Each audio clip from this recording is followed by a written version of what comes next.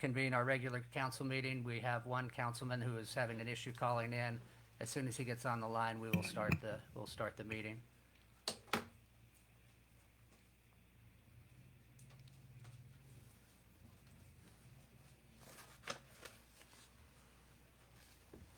While we're waiting, any of the council people, feel free to tell some jokes.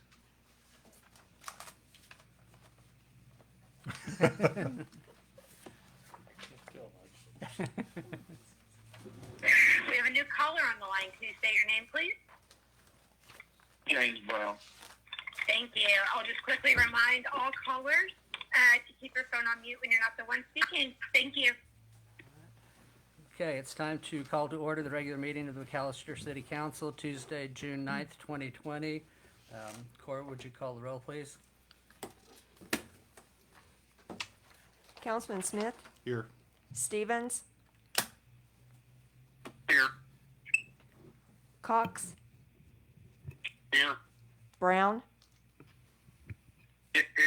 Harrison. Here. Pritchard, Here. Mayor. Here, and we do have a quorum. I'm going to ask Councilwoman Harrison if she would lead us in an invocation and pledge. All right. Those of you that can stand, would you please stand with us? We'll do our prayer first.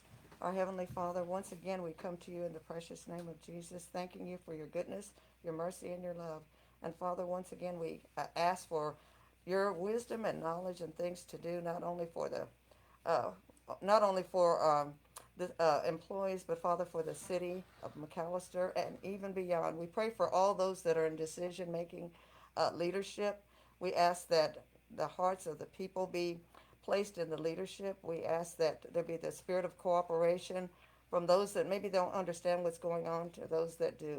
And Lord, we'll just be mindful to give you the praise. We pray for each one for their protection, or their health situation, restoration of their finances and resources. And Father, we thank you that this city is indeed blessed because we have people who are blessing it. And we'll be mindful to give you the praise in Jesus' holy name. Amen. For those of you that will take the pledge, are we ready? Set, pledge. I pledge allegiance to the flag of the United States of America and to the republic for which it stands, one nation, Unmuted. under God, indivisible, with liberty and justice for all. and justice for all. You may have a seat, please. Thank you. Now, on citizens' comments on non-agenda items, residents may address the council regarding an item that is not listed on the agenda. Residents must provide their name and address, and council requests that comments be limited to 5 minutes. I didn't have anyone sign up. Is there anyone in the audience? Seeing no one, then we will move to the consent agenda. All matters listed on the consent agenda are considered to be routine by the city council and will be enacted by one motion. There will not be separate discussion of these items. If discussion is desired, that item will be removed from the consent agenda and will be considered separately. Tonight, the agenda consists of A, approval of minutes from the May 26, 2020 regular meeting of the McAllister City Council. B, approval of claims for May 20th, 2020 through June 2nd, 2020. C, consider an act upon indefinitely postponing tort claim filed by Tanner Coffey. D, consider an act upon authorizing the mayor to sign an agreement between BizTel Communications LLC and the city of McAllister to maintain and service all 1- and 2-line non-system telephones and associated wiring owned by the city of McAllister within various locations of the city of McAllister.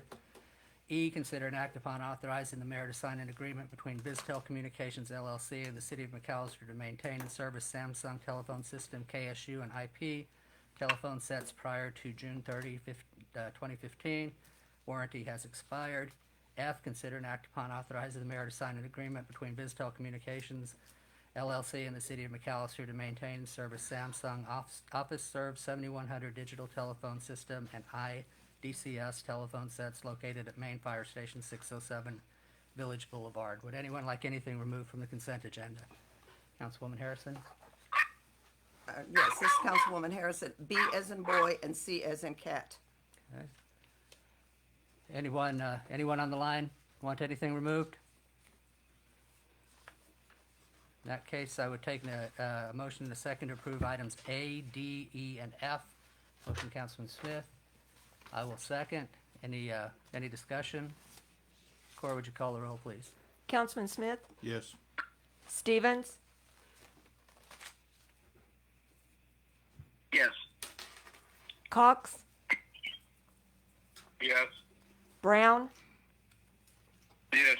Harrison, Yes. Pritchard, Yes. Mayor. Yes, and the motion carries. Item B, Councilwoman Harrison. Oh, all right. This is Councilwoman Harrison, and thank you so much for giving me time to go over a few things. I contacted Mr. Stasiak, our city manager, and he was very gracious to give me some answers, but for the sake of the council, and he submitted a copy to them. For the taxpayers, I'll just say real quickly, because I know we've got a long evening, and thank you so much. All right, general fund, we're looking at the claims for May the 20th, 2020, 2020 through June the 2nd, 2020. We're looking at page 1. I'll just say real briefly, I wanted to know what this American Municipal Services was. And it's for EMS their annual service for the McAllister Fire Department, correct? That is a monthly collection fee Monthly for the McAllister EMS system. Yes, sir. Yes, ma'am. All right, thank you. All right, page 2. Let's see, it was the Mustang equipment lease, and that was basically like a refund, wasn't it? It wasn't on a PO. Is that the one that wasn't on a PO? And It was issued under, not under the PO. We realized the problem. We issued a credit, a manual credit, which offset the original, Okay. and then put the actual amount in under the PO. All right, thank you. I'm sorry, I didn't have that notated. All right, page 3, and it was pursuant to the OMAG, and it is, it's a liability insurance for one of our employees, for the city clerk, $175. And it's my understanding, Mayor, is it okay if I ask city manager a question? All right, the other employees are under a surety bond, correct? This is also a bond. This Yes, is also a ma'am. bond, all right. Yes, and all other employees, myself, the assistant city manager, the CFO, the council has a different type of bond under Right. our umbrella. So it's a protection of the city. Oh, okay. I'm sorry, I had to take my mask off, I really couldn't talk, my apology. All right, page 4, it was Water Holdings acquisition, and it was over 16,000, and it was because the water plant had been struck by lightning, That's Correct. correct. okay? Damaging the equipment, All right, it didn't do anything to the water itself, just the equipment, the correct? equipment, the monitoring equipment. Yes, ma'am. All right, thank you. I think on that one, it's important to note that that was reimbursed by insurance as well. Okay, Correct. all right, good. All right, page 13. There was a concern that I had about the Spectrum Group being paid twice, but you let me know that it was for 2 months, and this is for, Our consulting Our firm consulting in firm. Washington DC that handles all of our McAllister Defense Support Association. all right. And we paid them $5,500 per month. Yes, ma'am, per the contract. And what are they lobbying, if you don't mind my asking? They're the ones that are our eyes and ears that helps monitor anything that happens with the ammunition plant locally, Okay. and any type of legislation, any type of government things that happen.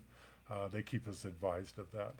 Now, when it came to the coronavirus or something, was that a separate situation? Or they Yeah, didn't no. let us know anything about that? They don't handle that. They don't handle that part? No, ma'am. Okay, thank you. All right, page 14, and it was O'Reilly Auto Parts, and you let me know that was kind of basically like a refund almost. It is not a refund. No, it's not, it was an expenditure. Those are expenditure. separate expenditures Okay. for different pieces of equipment, whether it's oil filters, spark plugs, Okay, anything associated with any of the 155 vehicles that we run here at the city. through our fleet. 155 vehicles, Yes, ma'am. okay. Thank you. Let's see. And then, on page 20, it was like a summary, and, you let me know, I looked at this telephone utility that had over $20,000, and it had a Y next to it, so I thought that it hadn't been paid, it was over budget, but you let me know that it's it's not over budget. We are There's- not delinquent We're on not any delinquent. payments. All right, that was one of the things. And lastly, on page 21, advertising, over 21,000. Could you tell us what's being advertised? Ma'am, that's what's left in the budget. That's what's available in the budget. That hasn't been expended. Okay. That's money that's sitting there that could That's be money that's used in- between now and the end of the year. Now, because we're having this budget crisis, where could that money go if we needed it to go somewhere? Well, that money will automatically on June the 30th go back into the general It'll fund. go into the general fund? Yes, Okay, ma'am. all right. That's it, and thank you for your time. All right, do I need to go to the other one? Well, it just depends. Since you pulled them both out, do you want to consider them separately or do you want to vote on them together? Could we just put them together? Would that be? Yeah, all right, so then thank go you. ahead. All right, Go ahead. B as in boy, I'm sorry, A, let's see. C.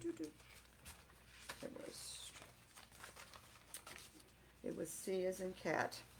All right, I think I've got a couple of quick questions, and I don't know who would be the one to answer it, if it would be, our city attorney or whomever.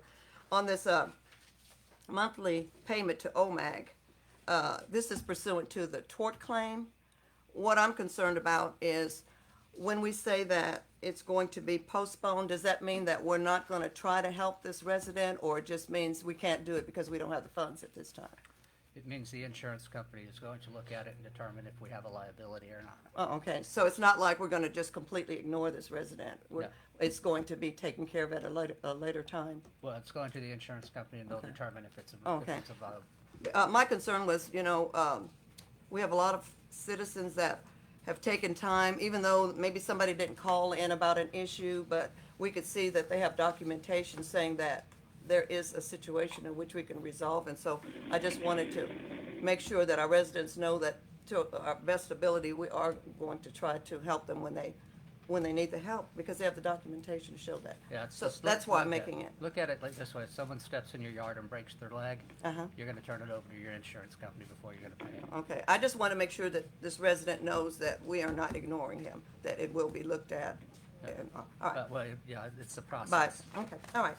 That's it, thank you. Okay, then I would take, any other Mayor? discussion? Yeah, yes, who? Could you- Yeah, Councilman Brown. On these claims, and I've asked this before, have we paid any claims out in the last year? Seemed like we always sent them back to the insurance company. I don't know if they pay them or not.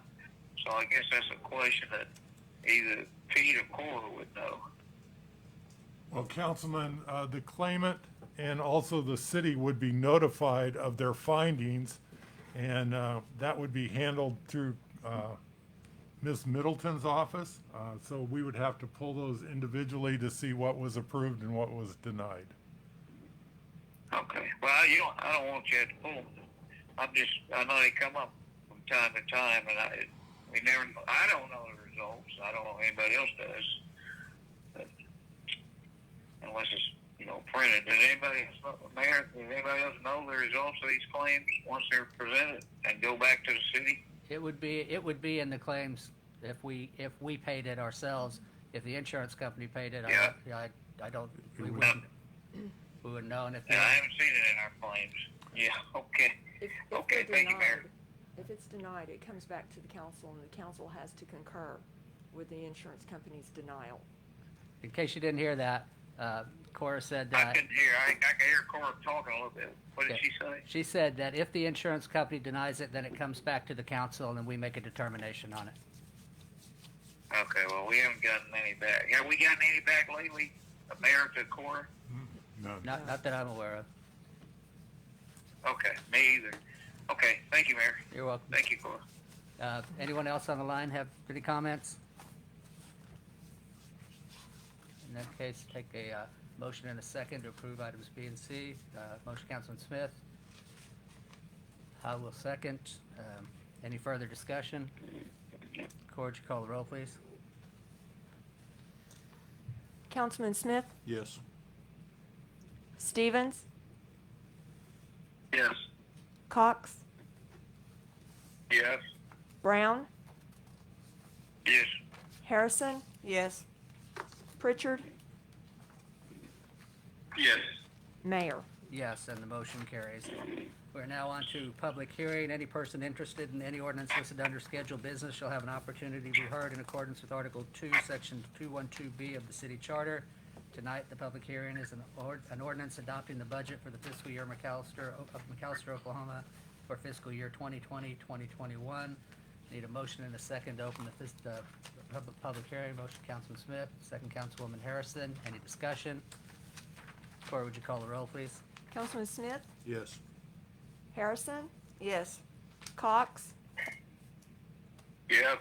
Brown, Yes. Pritchard, Yes. Stevens, Yes. Mayor. Yes, and we are now in a public hearing. If anyone would like to address the budget amendment, or excuse me, the budget in the public hearing, step forward. Seeing no one, I take a motion and a second to close the public hearing. Motion, Councilman Smith. I will second. Any further discussion? Corey, would you call the roll, please? Councilman Smith, Yes. Brown, Yes. Harrison, Yes. Pritchard, Yes. Stevens, Yes. Cox, Yeah. Mayor. Yes, and the motion carries. We will now move to scheduled business. Agenda item number 1, consider and act upon the adoption of wastewater treatment master plan for the city of McAllister, provided by Plummer Associates. Mayor- Mr. Stasiak. Mayor, members of the council, I'm pleased to report to you that we have the completed plan by Plummer and Associates, the engineering firm that was hired by the city several months ago. The complete master plan is ready for them to present to the council. Tonight, we have Josh Freisinger, that's as bad as Stasiak, and Alan Schwartz with Plummer here to present the plan. Also, we have Dalton Carlton available, and George Marcangeli is on the phone if you have any questions for them. So with that, I'll turn it over to Josh, and he has a PowerPoint for us. All right, do I need to get the projector started? It's on, okay. All right, thank you, Mayor and Council. When I last spoke with you in January, I said that we were gonna go through and look at the treatment plants and determine where you're at, and we've now had a chance to do that. And, get a little help getting this started. There it is. Thank you. Time down. So I'll start by Can we going lose through, it? I'd like to start by going through what it is that we looked at. So we looked at what the city's wastewater needs are, both right now and coming up. We looked at the 2 wastewater treatment plants, the east and the west plant, what facilities are there. We looked for deficiencies to see if there are any major problems that need to be addressed. We also looked for opportunities to see if there are any places where we could get some additional cost savings. Wanted to look forward to the future 20 years to see what preparations need to be made. And then finally wanted to develop cost-effective solutions to help you guys meet that. And wrap it all up in a roadmap to help you guys look at what the next 20 years is going to look like. So I want to start by talking about the capacity of the treatment plants. I'll start with the West plant. It's currently receiving an average flow of 1.8 MGD, which is about 3/4 of the 2.5 MGD permitted capacity. This is good. This is where you want to be operating. You don't want to be right at that 100% capacity limit because this gives you a little bit of flexibility if something breaks. I do want to point out that while the plant as a whole is rated for 2.5 MGD by the state, there are individual components of the plant that have less capacity than that. And I'll identify some of those major deficiencies as we go along. But in general, the West plant has the capacity it needs for its average flows. However, when it rains, the flows into the plant increase by what we've estimated as a factor of 4. So 4 times the flow of a normal day. You do expect the flow to go up some during a wet weather event, but it shouldn't go up quite that much. And just to give you guys a little background, you have your wastewater sewer collection system, and it is separate from your stormwater system. So you have separate stormwater pipes, and that's supposed to take rainwater and send it to creeks or wherever the nearest drainage facility is. It should not be coming to the wastewater treatment plant. Now, it's not uncommon for wastewater flows to increase because there are manholes that have leaks, pipes that have leaks, but you don't want to see flows that increase by a factor of 4. So this is one of the major issues that the city of McAllister needs to be looking at as you go forward. What it does is it reduces the ability of the plant to effectively treat the wastewater to meet the permit limits dictated by the state of Oklahoma. So in essence, if you had 12 hours to do your treatment under normal conditions, if your flow goes up by a factor of 4, you now have 3 hours. And so you're just not going to get the same quality of treated effluent when it's discharged to the creek. You do have a potential at the West plant for an upgrade, and I'll talk some more about that in a later slide. And then switching over to the East plant, it's right at about 75% capacity, so similar to the West plant. It also has a high wet weather flow, and this is not as bad, but if you're looking at order of magnitude, it's about the same, and so it should be given the same level of concern at both plants. The East plant has an additional issue that the council should be aware of. One of the treatment units, called a secondary clarifier, is well undersized for what you need at current flows, and it has less than half the size it needs, or right about half the size it needs, if you were at your rated capacity. So that's something that the plant operators are able to work around, but it is a deficiency and it can have an impact on operations. But the biggest problem is if something goes wrong, they really don't have much of a safety factor to play with. So this is an area of concern. Looking forward for what you might see in terms of flows at the West plant, in the last 10 years, the population growth in McAllister has been relatively flat. So we've got a blue line representing 0% population growth, but we wanted to look at it under a couple other scenarios just to give an idea of what things might look like if population growth increased or there was an industry that came to town that would add some additional flows. So a 2% population growth is sort of a common number to use. 4% is sort of the high end. And between 0% and 4%, that sort of brackets where things could be. So if we're coming in right at 2%, it'll be about 15 more years until you're at the effective capacity of the plant. But I suspect, based on what's happened in the last several decades, that those flows will probably be closer to that 0% growth line. And so reaching your capacity limit just from population is not likely to be a major issue in the near term. Then doing the same... Is that per annum, 2% per annum? Yes, sir. Then looking at the same projection for the East plant, it's a very similar situation. Again, these growth numbers are assumptions just to help us make decisions. And the reason that I bring that up is when you're looking at a major upgrade to a wastewater treatment plant, it takes about 5 years from start to finish. So from the day the council moves on approving an expansion, you then have to hire an engineer who takes a year to a year and a half to design the expansion. Then there's a bidding process, and then construction is another couple years. So while these dates that are listed here are just sort of placeholders, it is good to be thinking about the long-term growth for the future, because when that need comes, you're going to need to start planning for it well in advance. I mentioned that the West plant has the potential for an upgrade. Right now it's rated at 2.5 million gallons per day. We could expand it to 4.5 million gallons per day without having to completely duplicate everything in the plant. It would require an amendment to the discharge permit. It would require adding additional treatment units listed on the slide. And that would come at an estimated cost of $14 million. And while that sounds expensive, it's actually somewhat on the cheap side.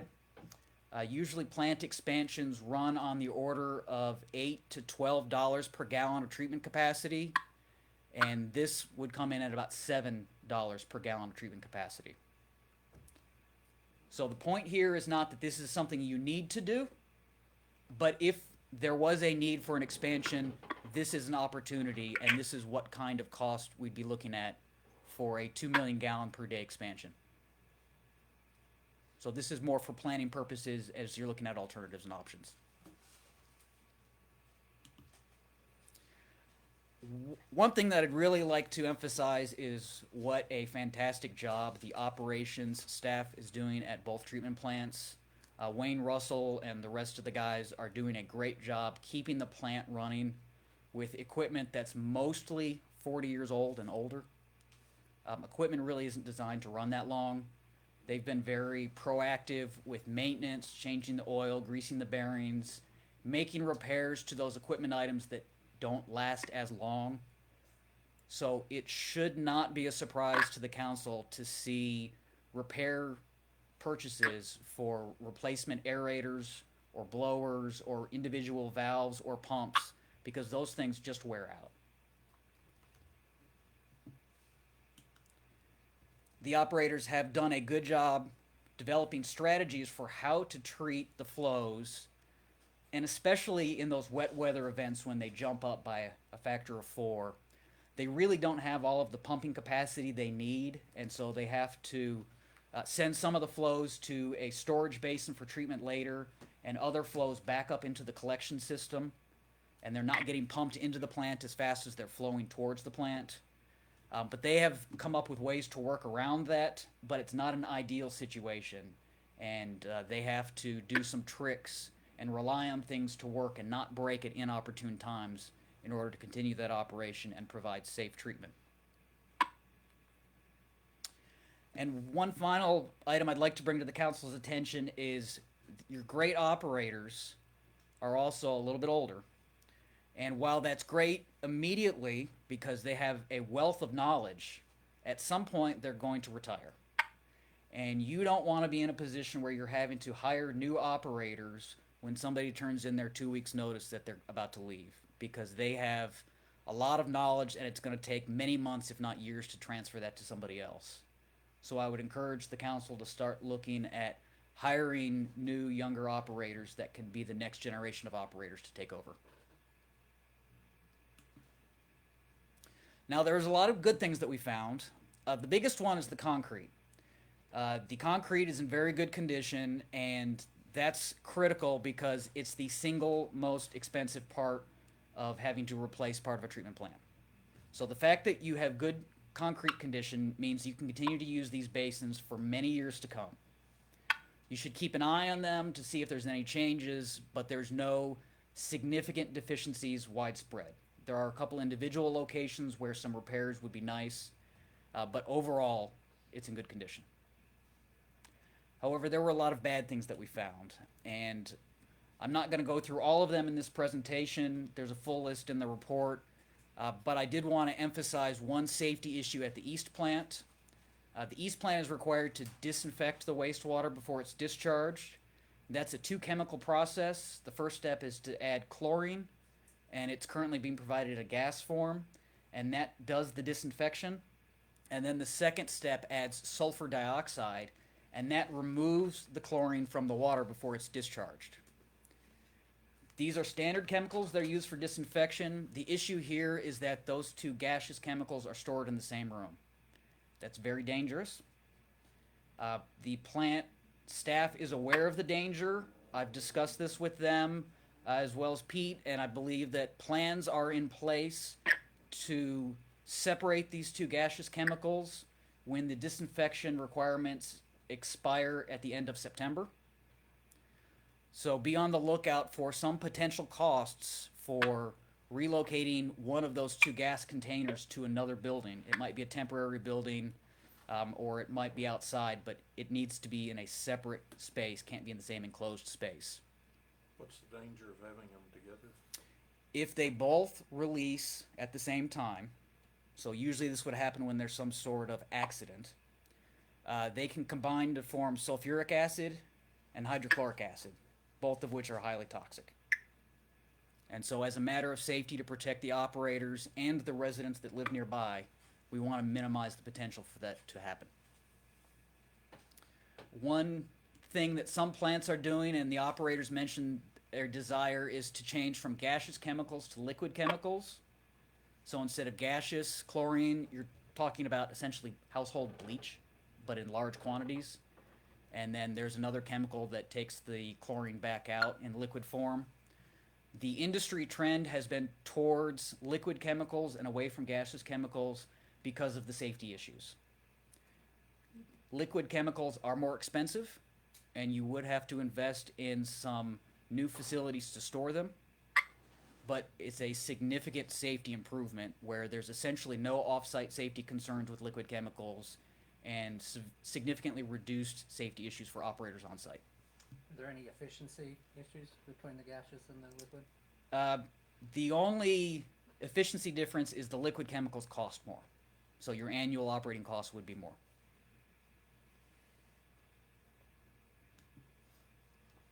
There's also a number of corroded metal issues throughout the plant, and this covers equipment, piping, valves, and gates.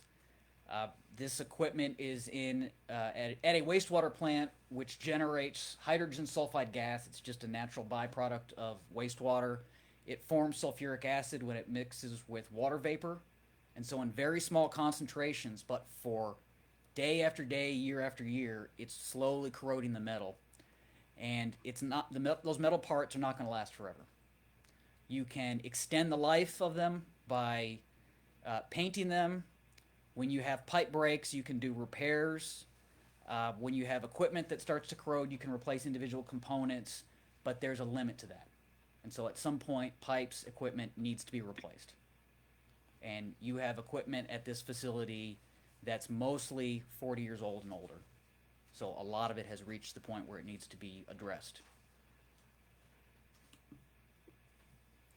So some of the major improvements that we're recommending in the wastewater master plan, both plants have a flow equalization basin that allows them to store those heavy flows during rain events.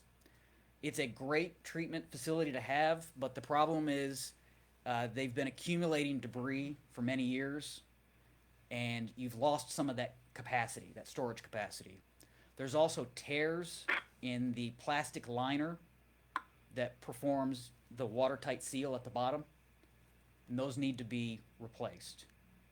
You can do a repair to the liner. You could also replace it, but one of the two should be done as soon as possible. Both plants are also deficient in the amount of pumps that they have, and the pumps they have and the associated valves are in poor condition. So some need repairs, others just need more pumps to be able to get more flow into the plant when it comes in those wet weather events. Both plants also have an issue with grit accumulation.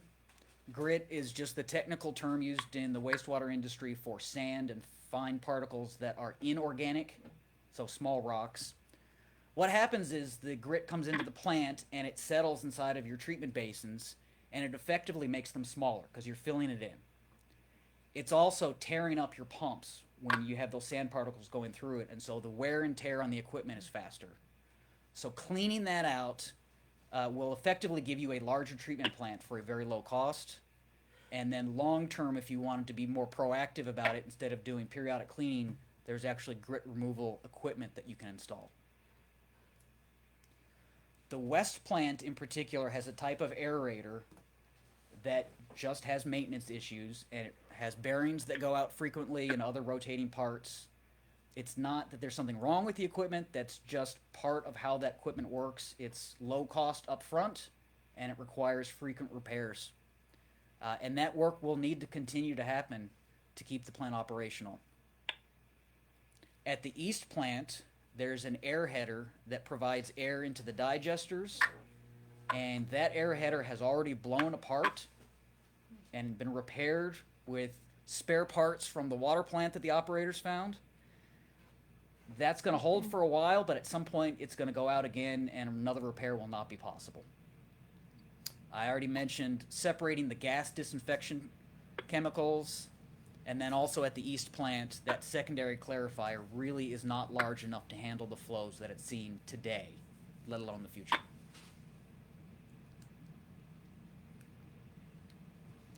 Long term, the city of McAllister should be looking at the peak flows. These wet weather events are bringing a lot more flow into the plant than it really should be treating. And what that means is you're having to spend money to buy equipment and repair equipment that's operating only in these rain events. And so if you could address some of these issues out in the collection system by repairing pipes, fixing manholes with leaks, you can potentially defer or eliminate some of the capital improvements that we've recommended in the master plan. What's the most practical way to find where the stormwater is getting into the wastewater system?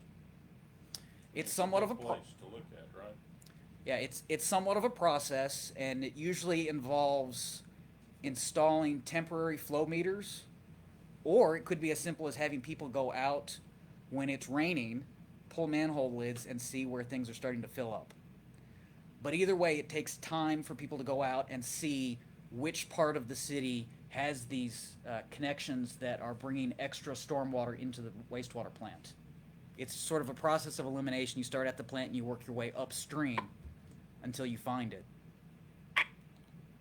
So, do you have a recommended procedure for how to proceed with that? There are a What's number. the best way to attack the problem?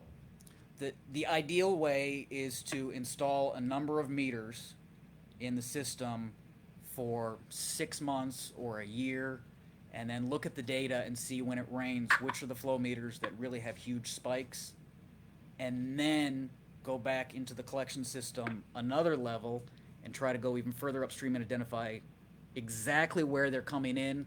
The idea is that at some point you identify a specific pipe that has a crack in it or a manhole that is somehow submerging in a stormwater event because the area around it is inundated, which is a very common problem with wastewater manholes. They tend to be located in low-lying areas. And once you identify where it's coming in, you can seal the manhole, you can repair the pipe, you can replace the pipe, but any of these options will reduce the flows into the plant. So you put the flow meters in the wastewater system. Yes, in manholes upstream from the plant. How many of these does it take? What are these expensive flow meters? Flow meters run about $10,000 for a 2-month rental, and longer rentals obviously cost more. We need to do a desktop evaluation to determine how many meters we'd recommend. It's probably going to be a minimum of 4, could be as many as 10. So you just systematically work your way through the system, putting these in different places. Yes, sir. And how long do you have to leave it till you have a big rain, I guess? That's the thing. You have to wait till it So rains. this is a lengthy process. It is a long-term process, and it's something that's not going to be done in a single year, but it's also the kind of thing that if you keep putting it off, it's going to get worse. So the sooner you begin to address it, the sooner you can start to see benefits at the treatment plant. Thanks.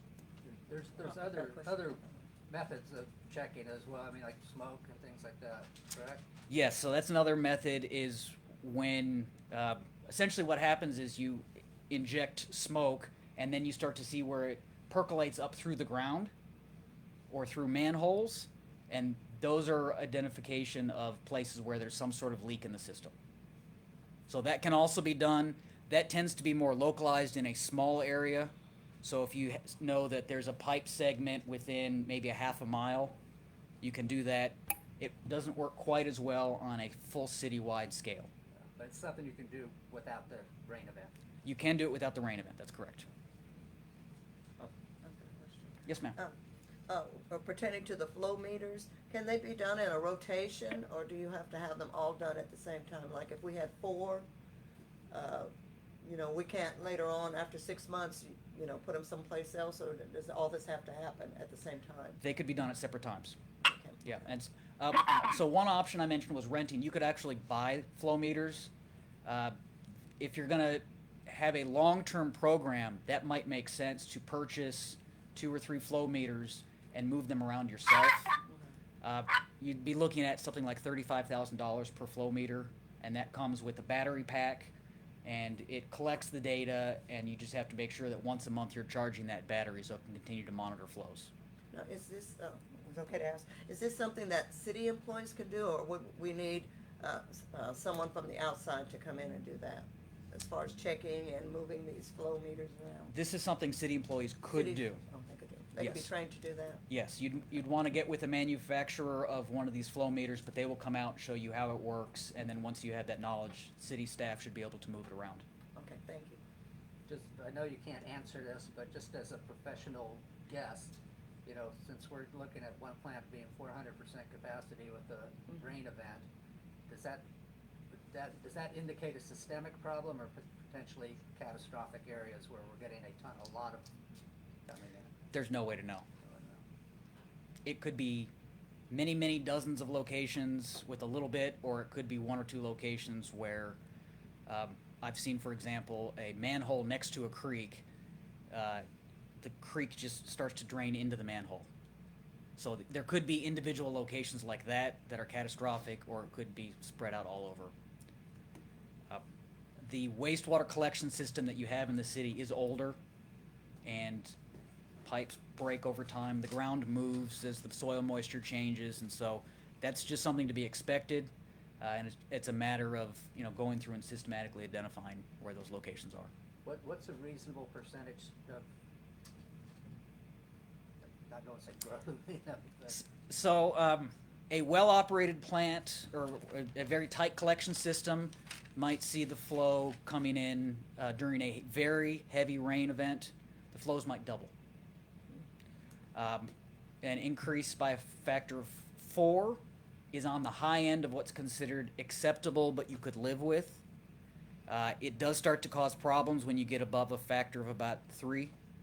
So you're sort of on the edge where it's causing a problem. If it starts to, or rather if it continues to increase over the years, the problem that you're going to have is the wastewater will not be effectively treated. And so you're going to have permit violations where the wastewater quality doesn't meet the permit limits issued by the state, and you'll get violations which often come with fines. I know we also have I know at least 2 residences that are affected because of their location in the system and the overflow.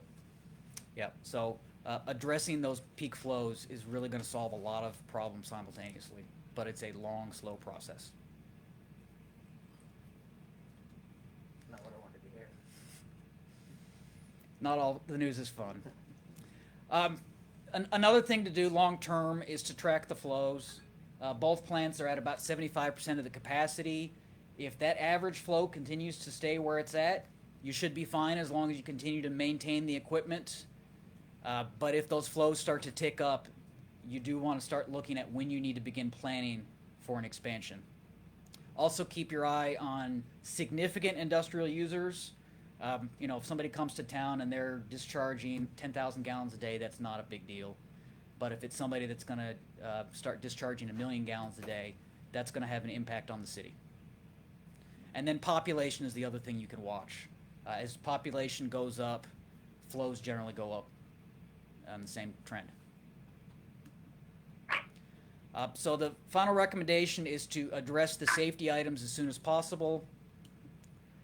Budget for equipment maintenance and replacement, because that is going to be an ongoing issue as this equipment wears out. It will need to be replaced. Look for the next generation of operators, and then it's recommended that you develop and budget for a capital improvements plan.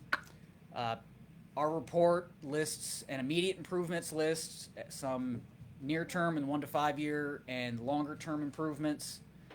This isn't necessarily the absolute list of things that you have to do, but these are the items that we identified that need to be addressed one way or another, whether it's reducing those flows or providing additional treatment capacity.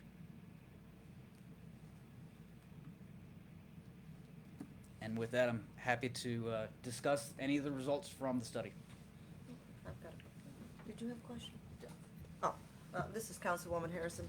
I've got a question, sir, and forgive me, I forgot your name. Josh. Okay, all right, thank you, Josh. We've got a shopping center that will be will be functional in the next, anyway, whenever it's functional. Will any of this, they're gonna need water there, and will any of this impact what we're currently dealing with, do you know? It's unlikely that it'll have a significant impact. It's It, unlikely. it should be a relatively small flow unless there's some special user there like a dog washer or something that uses a lot of water. Otherwise, it shouldn't really have much of an impact at all. Oh, okay. And then the other thing, Councilwoman Harrison, is when you were talking about these chemicals that are in the same location, is that currently impacting any of the water at this time? Or is it just that they're in the same, these items are in the same room? It's not having an adverse impact on the water. Okay. It's just a safety concern if It's there a were safety leak. concern only? Yes, the And, water quality is fine. Oh, okay. And then I know we talked about this lightning strike and all like that. That didn't have anything it didn't impact, according to what you said, anything at all, right? It The shouldn't. lightning strike was at the water plant. Oh, it was, okay. This is the wastewater Okay, the plant. wastewater, so it didn't have anything to do with this separate thing. It did not. Okay, all right, thank you. And lightning strikes affecting treatment equipment is not an unheard of situation. Oh, It okay. happens every few years. Oh, okay. Well, thank you for answering that. Thank you. You mentioned the, I guess, holding tanks that have the sand in them. Yes. And that we could increase capacity by cleaning those out or applying maintenance on them. Do you have a ballpark on how much capacity we could increase with that? No, go ahead. So, okay, the a ballpark estimate is about $20,000 for each plant, but that's really a very rough estimate. No, I mean, not the cost to do it, how much capacity would it? Oh, it how would much give us? capacity would you get? I'm sorry. It's not that it's a numerical capacity, it's that things are going to work better. So that your biological treatment system within your wastewater plant will have more effective time to work. And so you're going to be less likely to have a treatment upset that results in a permit violation. Yeah, but we'd still be running at about 72% capacity. Yeah, but it's not necessarily a one-to-one, you clean this out, you gain more capacity. What effectively has happened is you've lost capacity as those basins have filled in. And we didn't really capture that because there was no exact way to know how much grit there was in those basins. I did find out from Pete today that one of those basins was cleaned out a couple weeks ago, and it was half full. Wow. So it's a 10-foot deep basin. It had 5 feet of grit. How many basins are there? There are 3 basins at one plant and 4 at the other. So, yeah, we can make a significant difference. Mayor, when that was identified in our meetings a couple of months ago, Mr. Carlton got to work on that immediately, and we did get a contractor in here and got the one cleaned out, and we're gonna be working on the other ones. Well, I think it would have to increase the 72% because it can only hold so much, and if it's holding more, then you're treating more. That's correct.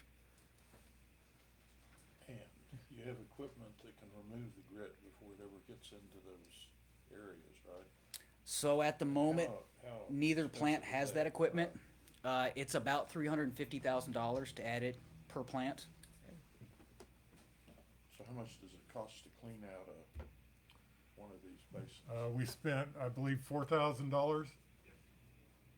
We have to do an hourly service on it, and it's anywhere from, the cheapest is hourly service is anywhere from, you're looking at roughly $400 an hour to get out the sludge at an hourly amount, so until you evaluate how much sludge. So they cleaned it out rather quickly. I'm sorry? If you're paying $400 an hour and it only costs $4,000, they spent 10 hours cleaning it out? Yes, and that one actually was the initial, and we thought it was about 2 foot, so we actually had to put a little more time in it to get it. So it's relatively inexpensive to clean them out versus what it costs to prevent the grit from going. But when you allow the grit in your system, then you have deterioration of pumps and so forth. That's correct. It wears out Adding on pumps to the fast. expense of letting the grit in, right? Right. So that's a little harder to quantify, but you can just assume that your maintenance costs will be maybe 25 to 50% higher for those equipment items. Thanks. Councilwoman Harrison? Oh, I've got a question. You said that we had some city employees there. How many employees are working at the water treatment plant?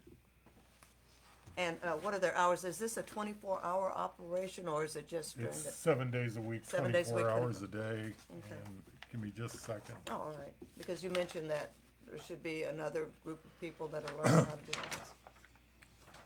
I'm sorry, what was that? What'd you say? Oh, look, he had mentioned that there were some people that need to be trained because there might be the employees who are close to retirement, or they appear to be close to retirement. They might be eligible for retirement, how about that? That's why I said appear to be. Sorry, thank you. Councilwoman, we have 11 employees at our wastewater 11? facilities. All right, okay. I know Wayne's gotta be close to retirement. I remember when he got hired. All right, thank you. So, anyone on the phones?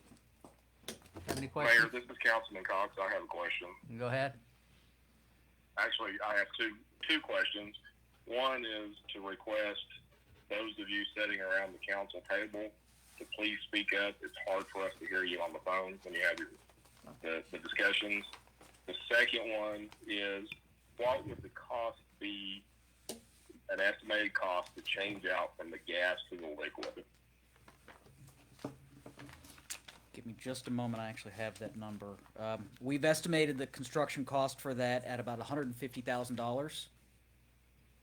And then somebody would need to do the design for that. That could either be done by an in-house city engineer, if you have a professional engineer on staff. We do not. Okay, then you would need to hire a consulting engineer to do that, so that would probably be another $35,000 ballpark. Councilman, I don't know if you heard that, but for about $185,000 is what that project would cost. Okay, thank you. Anyone else on the line? All right, anyone else here? Yeah, I would take a motion in a second to adopt. You know, this plan is very generic. There are all kinds of decisions that have to be made along the way. It's not a set item by item thing we do, so I would move that we accept the plan. I don't see it as an adoption thing, but we accept the plan and we'll look at it. Is there a second? I'll second. Who was that? James Brown. Okay. James, this is Councilman Brown. Okay. Councilman Cox, were you seconding or were you asking a question? I would like to, I guess, I'd make a motion that we adopt the plan as kind of a strategic plan, and that Pete and staff, the city staff, would come back and basically develop this into a 5 to 10 year plan that we could budget against. Okay, well, first I have a motion and a second that we need to take care of before I accept your motion. Okay. Unless you're moving to amend. I'll move to amend the motion on the floor. Would the original motion maker accept the amendment? No. This is not a strategic plan. There are all kinds of decision points in this that we need to explore further. It's like the main one is, do we update our east and west or put them together? And, you know, there's not a simple strategy here. We've got to figure out the strategy. And so I would just say we accept the plan and we'll do what we can after that. And Mr. Irvin, you on the line?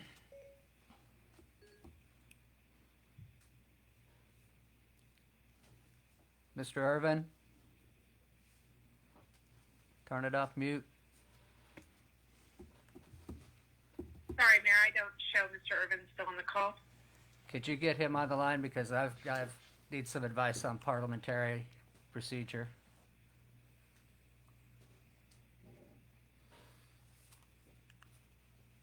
I got him.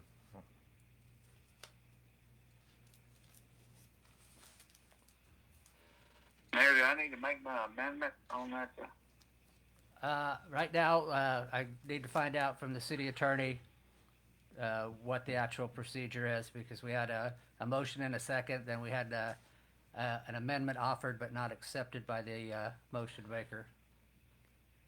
Oh, okay. I text him, but I'm not getting any answer.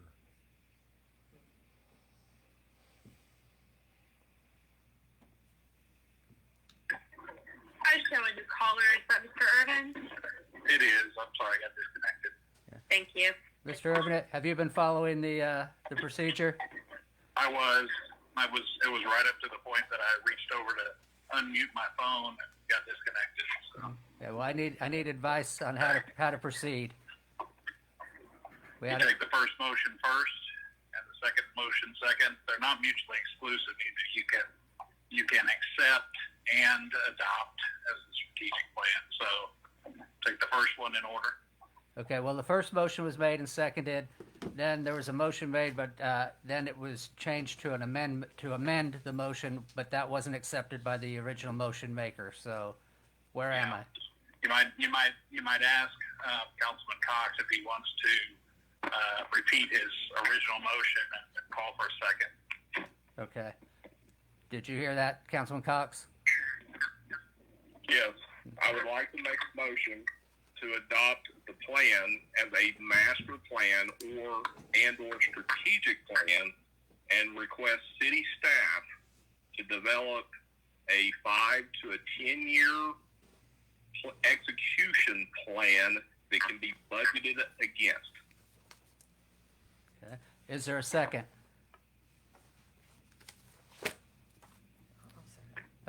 Motion. I'm sorry, Vice Steve. Mayor Stevens, Councilwoman Harrison seconded. Okay. So on the original motion, is there any further discussion? Mayor, this is Councilman Stevens. Could you have that repeated? Am I understanding that Councilman Smith, he just wants to accept it and that's it, just the report, and not adopt it? Is that correct? I want to accept the report and then have city staff proceed and figure out all the decisions that have to be made to execute that report. You know, they can develop a plan, a strategic plan based on the information in this report. There's not much to adopt in this report. This report has a lot of various options that you can go. There's a lot of investigation that's required further to understand, you know, what's the best way to proceed. You know, this is not a finished product in terms of a strategic plan. And there's nothing that precludes the city staff from taking this plan and developing this report and developing a strategic plan from it. I think we have a tempest in a teapot here, you know, in terms of adoption versus accept. I'm just saying it's not something you really want to adopt because there's, you know, it doesn't tell you how to get from A to Z here. So I say we accept the plan. It's got a lot of good information in it. And then city staff and engineers can go further and figure out how we, over the next 10 years, put this into action. Thank you. Any other discussion on the original motion? Cora, would you call the roll, please? Councilman Smith, Yes? Brown, Yes. Harrison, No. Pritchard, No. Stevens, No. Cox, No. Mayor. Yes, and motion fails. On the second motion, is there any further discussion? Cora, would you call the roll, please? Councilman Cox, Yes. Stevens, Yes. Pritchard, Yes. Smith, No. Brown, Yes. Harrison, Yes. Mayor. Yes, and the motion carries. Thank you, guys. Thank you. Thank you. We'll be in touch. Thank you. Okay, we're on to agenda item number 2, consider and act upon an ordinance adopting the budget for the city of McAllister, Oklahoma for the fiscal year 2021, providing a severability clause and declaring an emergency. Mayor, Swift, members of the or- council, we have met the requirements of all the public hearings and public notifications, along with all the publications for the adoption of the budget. We did not have any amendments that were given to staff at the last meeting. Staff recommends adoption of the budget for 2020, 2021. Are any questions or comments? Councilwoman Harrison? This is Councilwoman Harrison. Thank you so much for an opportunity to say something. I've got a couple of quick questions. My apologies for not emailing you, Mr. Stasiak. I was busy doing some other things. But pursuant to the budget, I've got a couple of quick questions. One was on, let's see, I'll try to find the page real quickly. Can you understand me, those of you that are listening out there? Because I think. If you could speak into the microphone a little Okay, bit more that's- closely, that would help. All right, please. thank you. That's what I thought, let me ask. Looking at the summary, it is, well, it's before the tab. It's before tab 1. It's the combined final budget summary. And I've got a couple of quick questions. Whomever can answer, I'd appreciate it. I noticed that looking at this summary, I don't see anything listed under the economic development. That's not an item. I don't know if it's incorporated with some of the other figures. I looked at tab 3, page 1 of tab 3, and I know that that's been an issue that we dealt with during the virus. So I was just kind of wondering if it was something that I missed looking at. If somebody could explain that, please. Tab 3, page 1, where it talks about, there was it's the last one. It says transfer from economic development, and it shows 0 for approved budget there. So could someone explain that, please? What that means is we're not transferring any money from economic development to the airport authority. Okay. This is the airport authority I fund. see that. Okay? All right. Now, what is the connection with the airport authority and the economic development? There's none, or it just happens to be on this? It just happens to be a just happened to line be on item, that. but it's not anything that's being done. Oh, okay. All right. Also, the MPWA, going back to the summary page, where it says combined final budget summary. Am I clear? Can you hear me clearly? Okay, thank you. I was looking at the operating transfers, looking at that category that says MPWA Enterprise Funds. And when it comes to the item where it says operating transfers, there's a dash there. Is that someplace else that I don't know where to look? I guess I don't know where you're Oh, looking okay, at. all right. See where the budget, all right. It has the word, well, the MPWA Enterprise. Oh, the enterprise. And then it fund. has operating transfers on the left-hand column. And then when you look in that column, it just has a little dash. Am I making sense? Sure. You want to take that, Sherry or Tony? Right, I know that, but there was nothing there. Was there something before? Okay. All right, and then also in the same column, MPWA, where it says enter, looking at the left-hand corner, where it says, let's see, where is it? Down toward the bottom, I believe it is. But anyway, it has, the word interdepartmental, and could somebody explain that? I don't think we had anything. Sure. Let's do that. Interdepartmental are expenses that are somewhat similar. It could be your electric utilities, it could be your gas utilities, items like that. Your workers' comp goes to interdepartmental, and those are dollars that are allocated out to the departments based on usage. All right, and it has a dash there meaning zero, so there's nothing going out. It has the word, I found it, it's, see the word appropriations?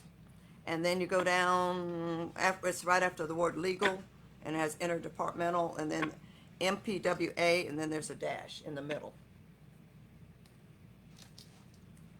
Everybody finding it? Oh, yeah, it's the Uh-huh. first interdepartmental. Right, The $3,006,000. on here, Yeah. right there, interdepartmental, and then there's a What dash. that means is that this first column is general fund. Oh, I got you. This is, MPWA, general fund, and it doesn't start because until you get to here. Okay, that's what I'm asking, is it someplace else? No, this is MPWA. Okay, so that's. So there's nothing up here. That means that there's nothing associated with those Okay. items. Okay, all right, thank you. And, let's see. Other funds, let's see here. On the other funds, I think, let me look on there, got an area. Operating, oh, all right, also in the same area where it says operating transfers, we're looking on the left-hand column where it says resources, and then looking at MPWA, and I think Mrs. Swift just said that it's down at the bottom, the breakdown of that. I suppose that's where that is. But also on the, let's see, I don't think it's on here, but contingency, has that changed from 50,000 to 44,138 on your contingency, or is that something different? Where is that located? Okay, on I don't this? have the page on that, that might be maybe it's on the inside, my apologies, but has that changed, just asking off the cuff? I wouldn't know. There's a number of Oh, there's a number. contingencies throughout the entire budget. I Okay. don't know which one you're talking about. Okay, all right, I think that's it for right now. Thank you. Anyone on the line have any questions or comments? This is Councilman Cox. I do, Mayor. Okay, go ahead.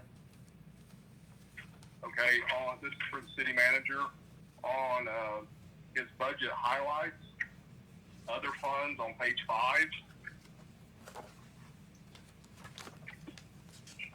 The infrastructure fund, we show basically 1.695 million of the infrastructure needs. We have road construction projects which total about $1,041,000, and then we have the rehab the west wastewater plant for $250,000.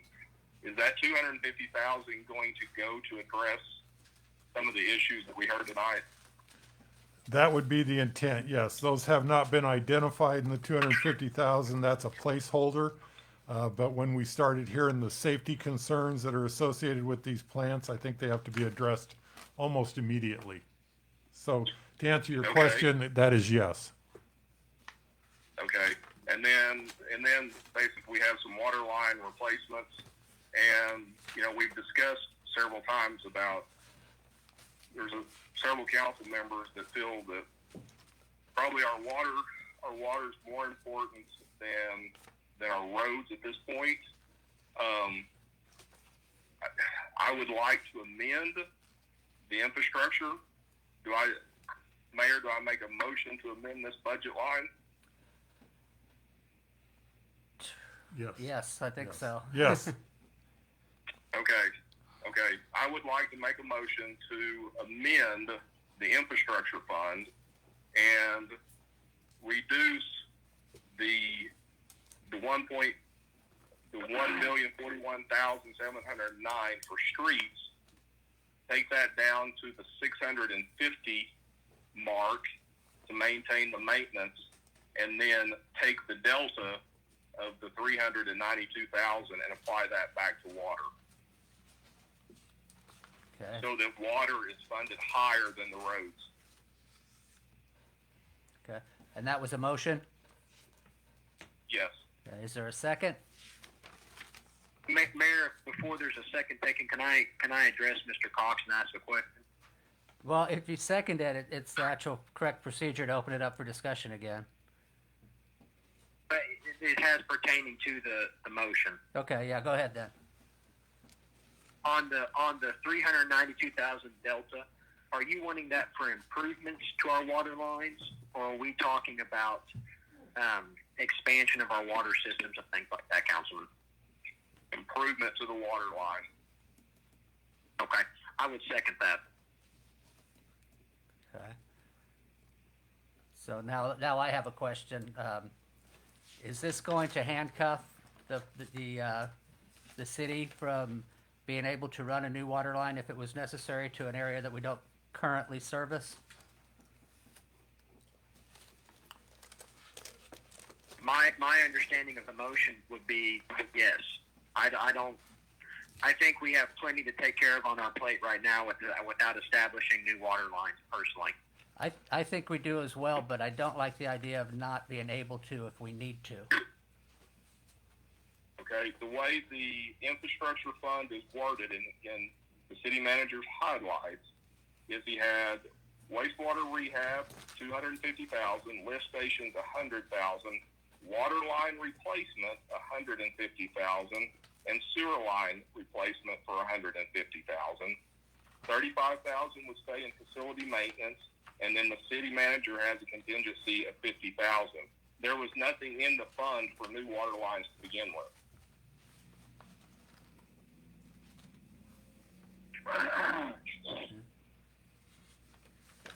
Okay.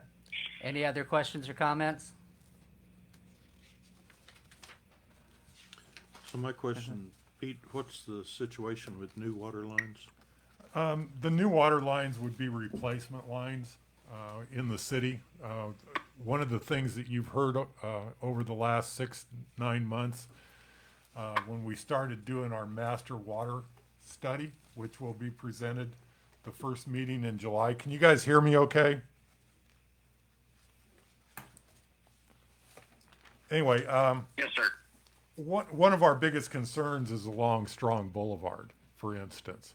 That would be water line replacements. But those would be considered to be new water lines because of deterioration and capacity in that area. That's just one, that's one for instance of, I believe we gave 20-some examples.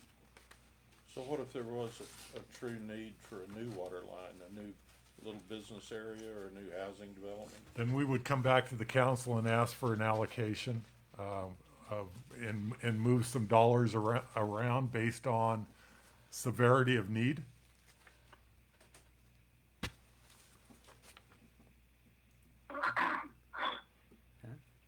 Any other questions or comments? Corey, would you call the roll, please? Councilman Cox?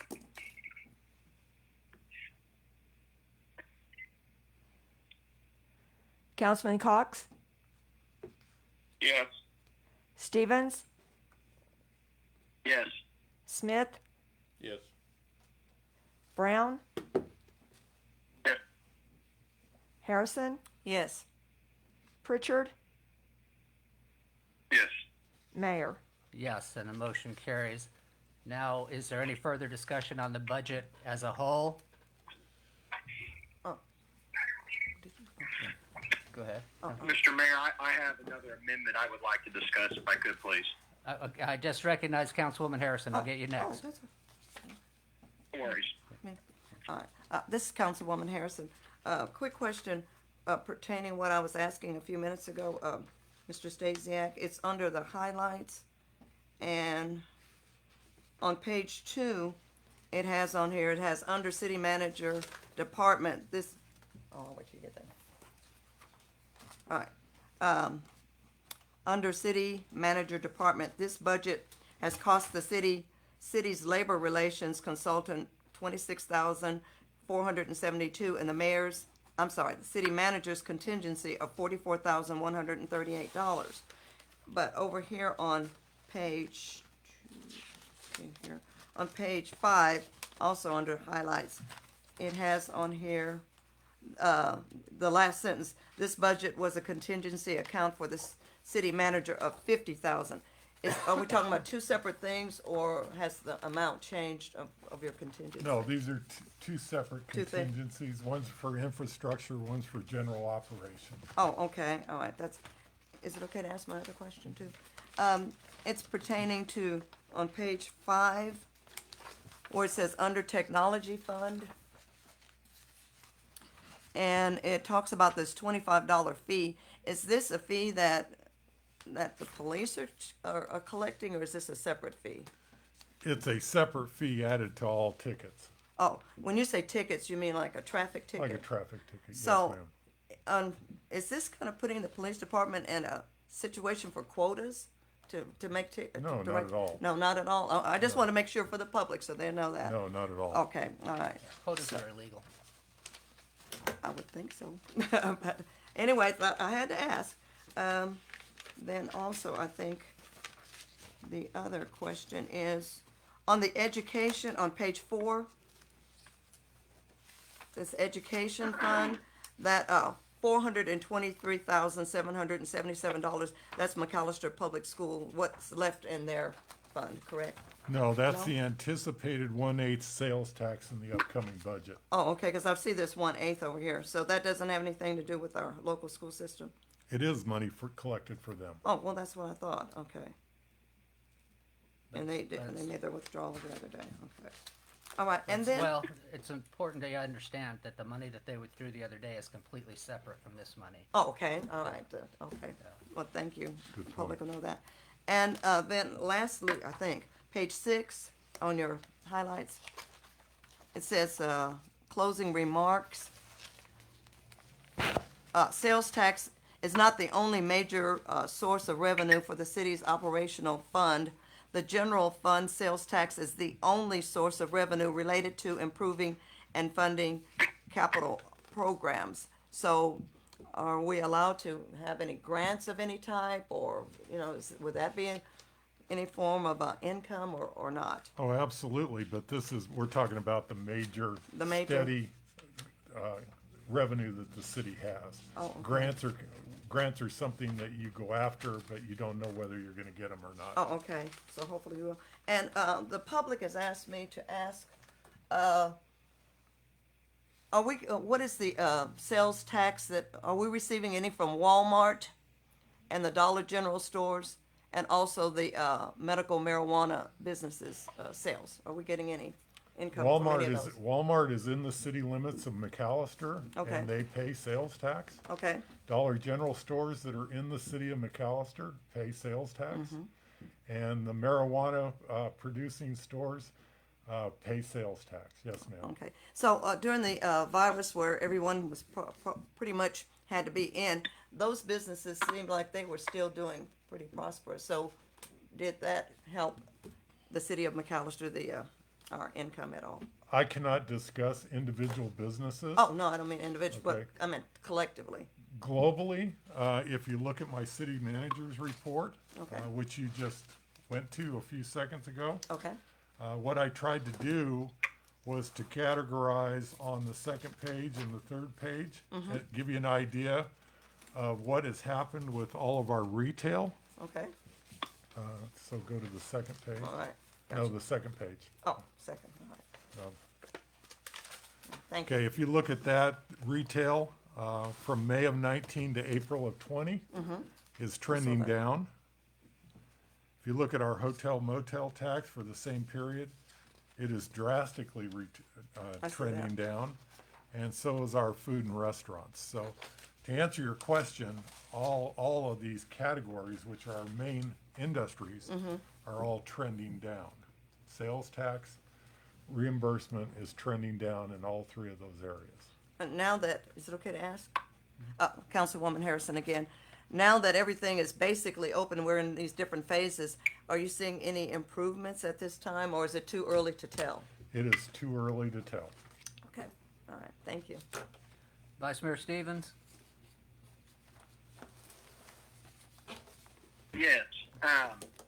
If you'll flip over to tab number 4, page 74.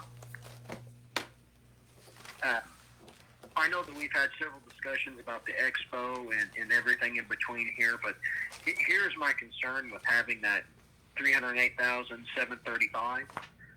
What I would like to do is reduce the reduction or reduce the transfer to the expo to 150,000 and leave the remainder in the tourism.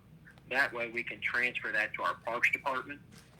That way we continue to maintain everything from movies in the parks this summer, maybe possibly discuss opening up the pools again and doing those things, because here's my fear is that this summer we're not going to see a large use of the expo center. In fact, from everything we've discussed and discussing with the city manager, it doesn't appear that's going to happen unless we have somebody contact us for a large event.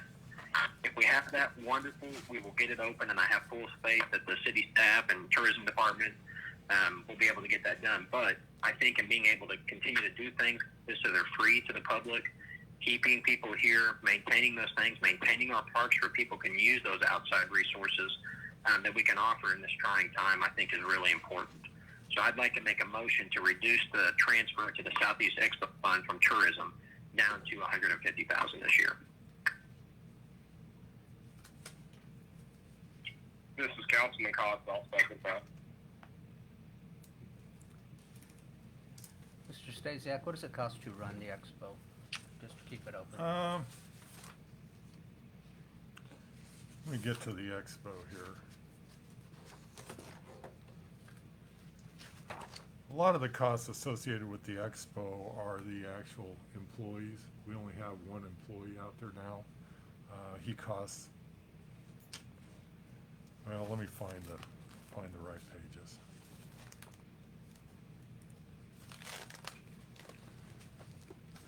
Sherry, do you have the expo page? Yeah. What tab is it under and what page?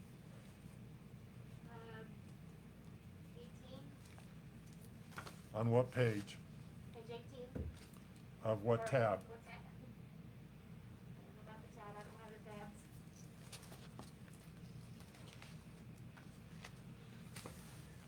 Well, while that's happening, my concern is that, you know, the things that were canceled this year were canceled in this fiscal year. So I think reasonably we can expect those things to be rebooked in the next fiscal year. And I don't want us to put us into a position where we can't afford or we're unable to supply the use of the expo because we don't have any funding in that fund. Do you have that? I don't have. Mayor, if I may. Yeah, go ahead. I got it. I don't disagree with your statement. What I would say is, though, a lot of these events are booked months, if not a year in advance. So if we have a large event and we need extra funding, I think that the council is very capable of amending the budget or directing funds back to there. But where do we take it from if we spent it on parks? Well, I think that we could transfer more from tourism. We haven't had an issue with that in the past. By the same token, can't we transfer unused funds from the expo to whatever we need it for? Or what, can we just skip the step and use the tourism funds that are there now instead of pumping more into them and then I having to think pump that them back? it's better to budget and use the money that we're already planning to transfer, instead of keeping open something that we foreseeably don't see getting rented out for some time. Yeah, I think we just differ in our opinion on it being rented out. I think that's probably true.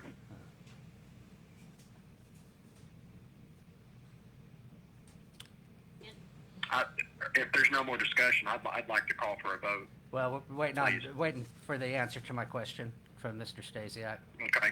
I thought You broke up on that last part. you'd received it. No, not yet. Well, you're looking at roughly with one employee in operation and maintenance, you're gonna have a reduction in concession supplies.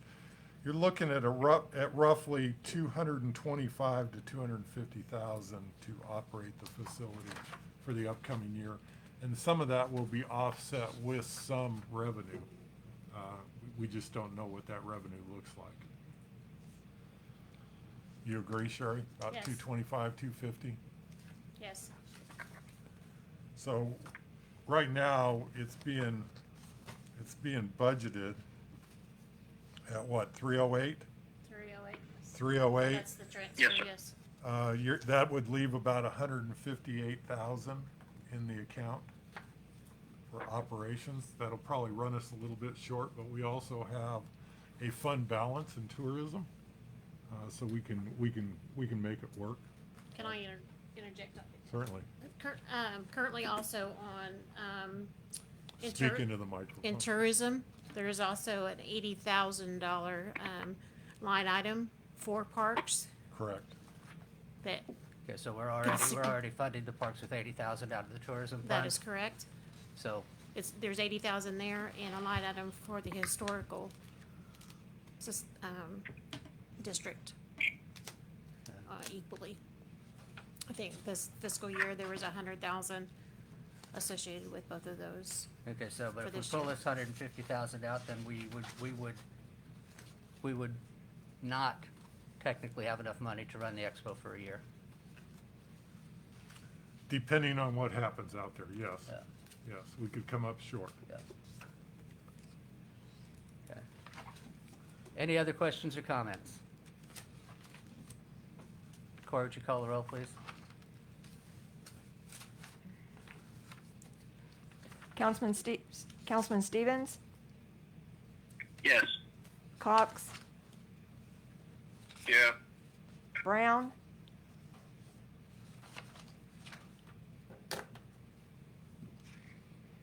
You call me or someone else. I called you Councilman Brown, Can't hear. Yes.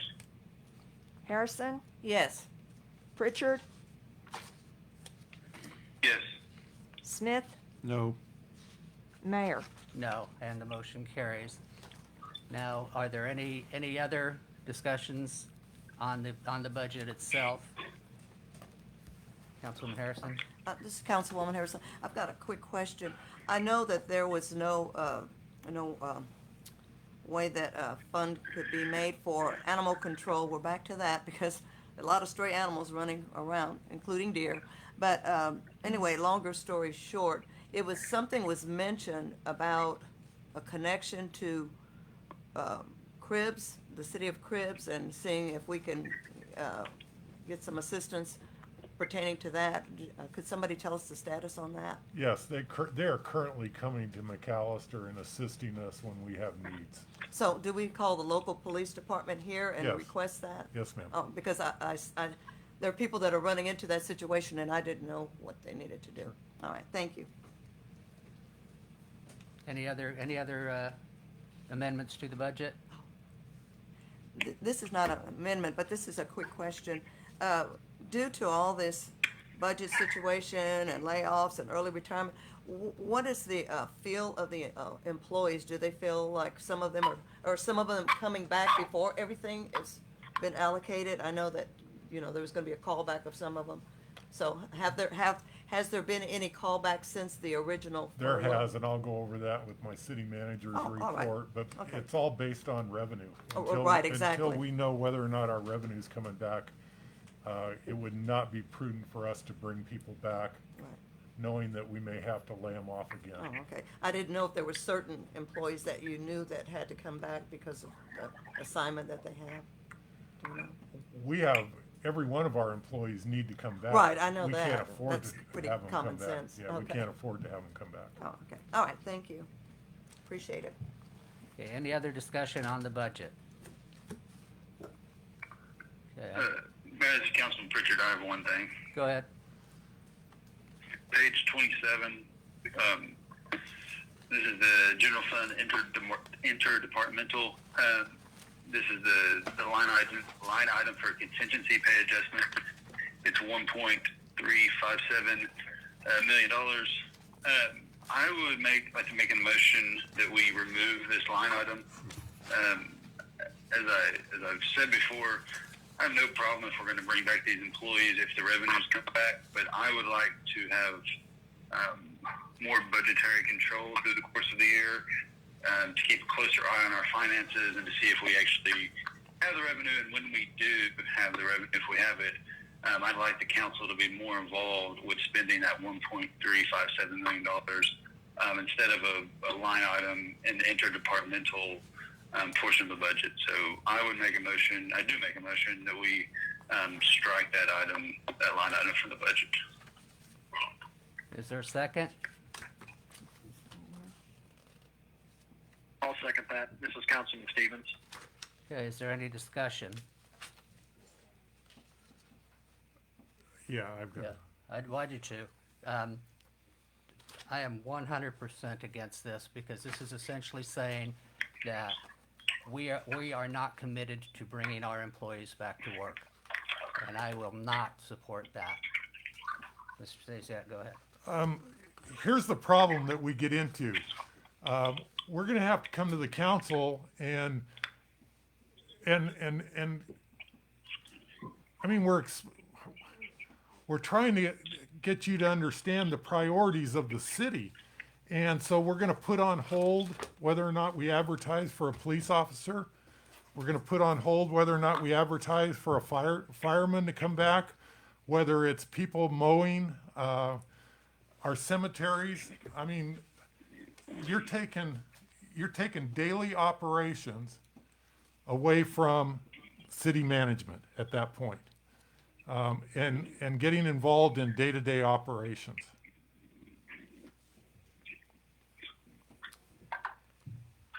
This is Weldon. Mayor, I can agree. I I respond think to trying to Right, Weldon micromanage the first. budget is beyond our purview. That this is the city's staff's job. We end up approving just about everything we do.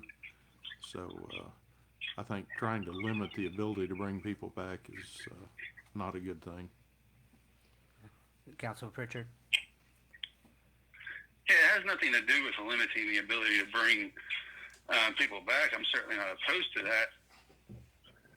But I think that when we're dealing with recovering from this economic situation that we're in, it's going to be important for this council to provide leadership to the city staff in a budgetary manner, which is, one of our main charges, or at least the way as I see our responsibility.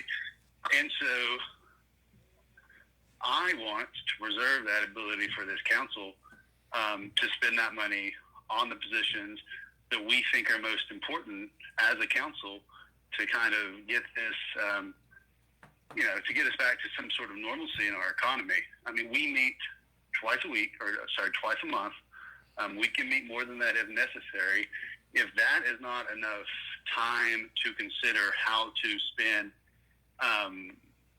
any potential increases in tax revenue that we get throughout the course of the year, then I think there's a failure in this system. I mean, this is not managing the day-to-day operations of the city. This is not saying hire this firefighter, hire this groundskeeper. It is saying, oh, look, the economy came back better here, or maybe the economy came back a little slower, and this council thinks we should prioritize police hiring, or maybe we should prioritize administrative hiring. That is 100% the purview of this council, and I think to suggest otherwise is just wrong. So that's why I make the motion. That's sort of how I think this council should be behaving, is we need to say and take a closer look at our finances as we work to get this city going again.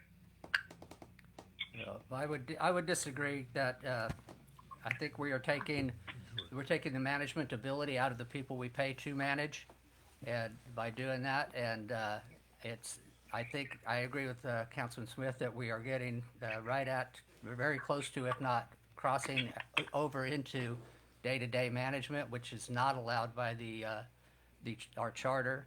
And like I said, I think it doesn't show good faith effort from this council or the city to the city employees that are furloughed and not working right now, for us to say that, we may or may not bring you back depending on what politics could even be at that time, by how many people call us up and say, hey, I want an animal control officer versus being down 5 police officers. Those are decisions that should be left to the people that are working this stuff day to day, not people that meet twice a month. That's my position on it.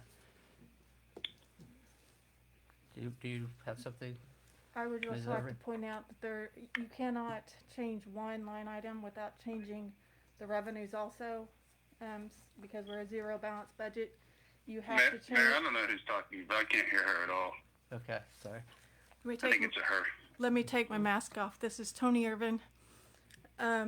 The general fund is a zero balance budget, and you would have to change revenue, so you would have to, I guess, decrease your sales tax estimate by the exact same amount that you reduce your expenditure, because we have to have a zero balance budget by law.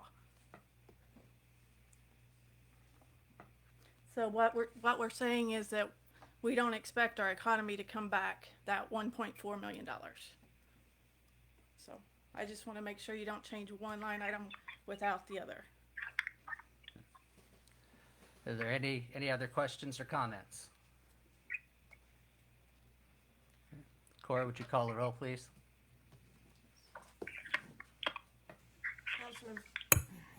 Councilman Pritchard, Yes. Stevens, Yes.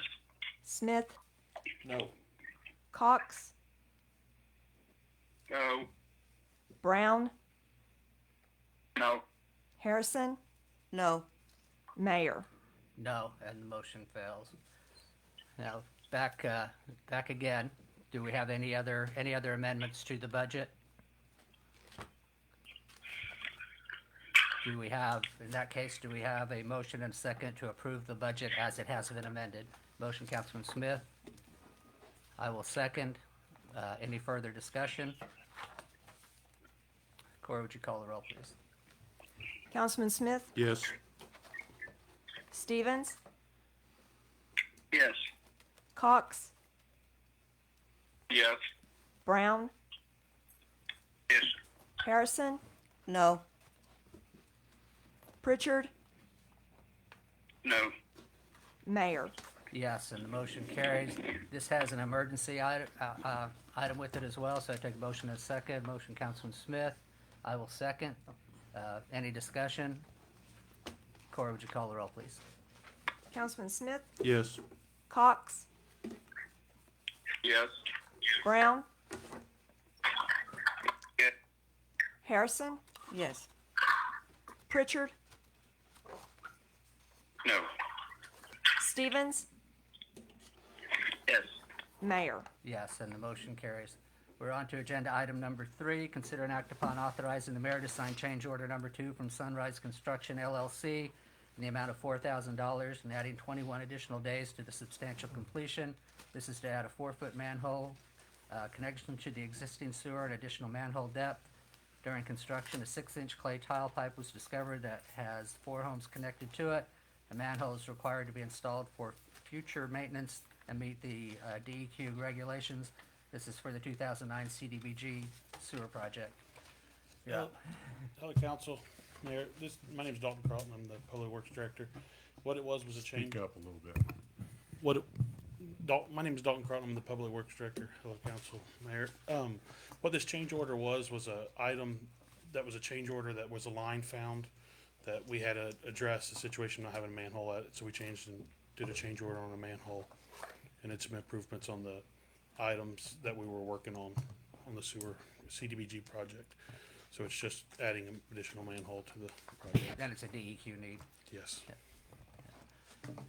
Any questions or comments? Councilwoman Harrison? This is Councilwoman Harrison. Mr. Carlton, you expect for this to be completed by June the 19th? It depends on weather. No, the weather. No, I don't predict this being done by June 19th. Do you have any idea when you think it might be weather? consider- Easily done within 30 days. Within Probably 30 days 30 or days so. of June 19th, after June 19th. After June 19th? Yes, ma'am. All right, thank you. Within 30 days after June 19th. Within, after that time? Yes, ma'am. Okay, thank you. Any other questions or comments? I have a question. Dalton, did you leave us? I did, yes, sir. Are we lucky enough to have you back now? I came back, yes, sir. He missed me. I missed Pete. That's- Missed y'all. It's a sad situation. Glad you're back. Thank you very much. Are there any other questions or comments? Take a motion in a second. Motion, Councilman Smith. I will second. Any discussion? Cora, would you call the roll, please? Councilman Smith, Yes. Brown, Harrison, Yes. Pritchard, Yes. Stevens, Yes. Cox, Yes. Mayor. Yes, and the motion carries. We're on to agenda item number 4. Consider and act upon a 7-year contract between Allied Waste Systems Incorporated, doing business as Republic Services of Alderson, and McAllister Public Works Authority agreeing to services for waste removal. Who's going? Mr. Mayor, Shazam? members of the council, tonight we are presenting a new 7-year contract with Allied Waste Systems, Republic Services of Alderson. A couple of items that I want to point out in this contract that we've been able to address in listening to the needs of the community. First and foremost, this has gone through legal review. They have completed it and found it ready to be presented and considered by the council. Couple of things that I want to address that we've looked at in this new contract is one of the biggest problems we have is access to landfills and access for the community. So what we've done is currently Republic Services in Alderson is only open Monday through Friday. You can go there Monday through Friday. You can pay a tipping fee, which is it's high, but it's the cost of doing business.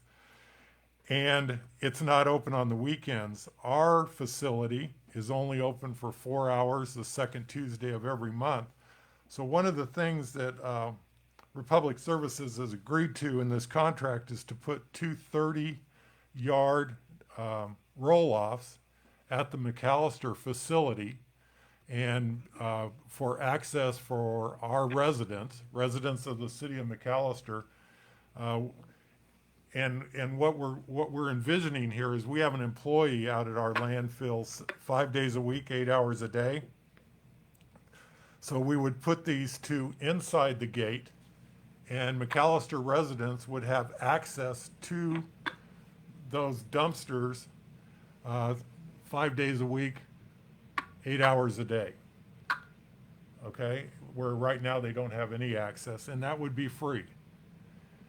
So all they would have to do is show a water bill or something with their address on it. That's completely new, something that we haven't been able to offer to the residents, and the residents have been asking for some help in those areas. Also in this contract is it addresses $2,000 a year in donations to organizations of our choice.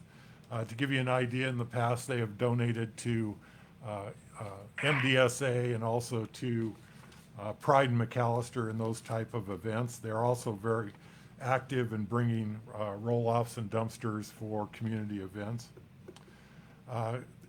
When we look at the increase side of it, in the old contract, everything was based on a CPI calculation. And over the 7 years, that CPI calculation was anything from 0 to up to 3.5% annually. If you look at the 7 years, that 7 years on average equated to about a 2.28% annual increase in their contract based on that CPI. In this contract, we've done away with the formula. And in year 1, there is no increase. Year 2 is 3.5%. And all following years after that are 2% increases. That works out to about a 1.93% increase over the 7-year period. One of the things that they are requesting in this contract is help with their containers and a container fee of 50 cents per month per customer. And what they would do with that is that would be for maintenance and replacement of their containers that are at all the residents. It would also provide for one employee who would be dedicated to fixing those containers or replacing those containers and getting those requests for services to the community quickly. A lot of questions come up about bulk pickups. And if you look under section E, talks about the contractor will provide free of charge a means for residential customers to call to be placed on a list for pickup of up to 5 bulk items that exceed bin capacity. So if you had a couch, you could call Republic. Republic would put you on a list, and then on the day that they were going around and picking up bulk pickup, they would notify you of that day. You'd put your couch out on the street, and they'd come by and pick it up. And you can have up to 5 of those every year.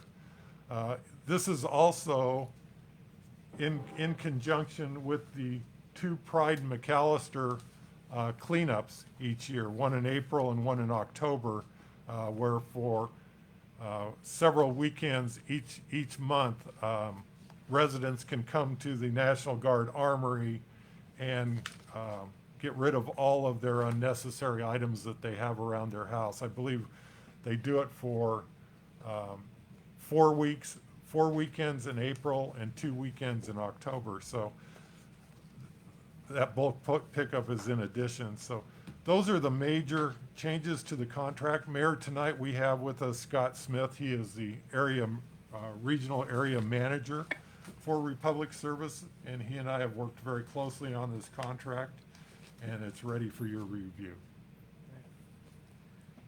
Anybody have any questions or comments? I do, Mayor. Councilman Brown. Yeah, go ahead. Thanks, sir. I wasn't on here when they renewed the contract before for 7 years. Is there a reason that we do a 7-year contract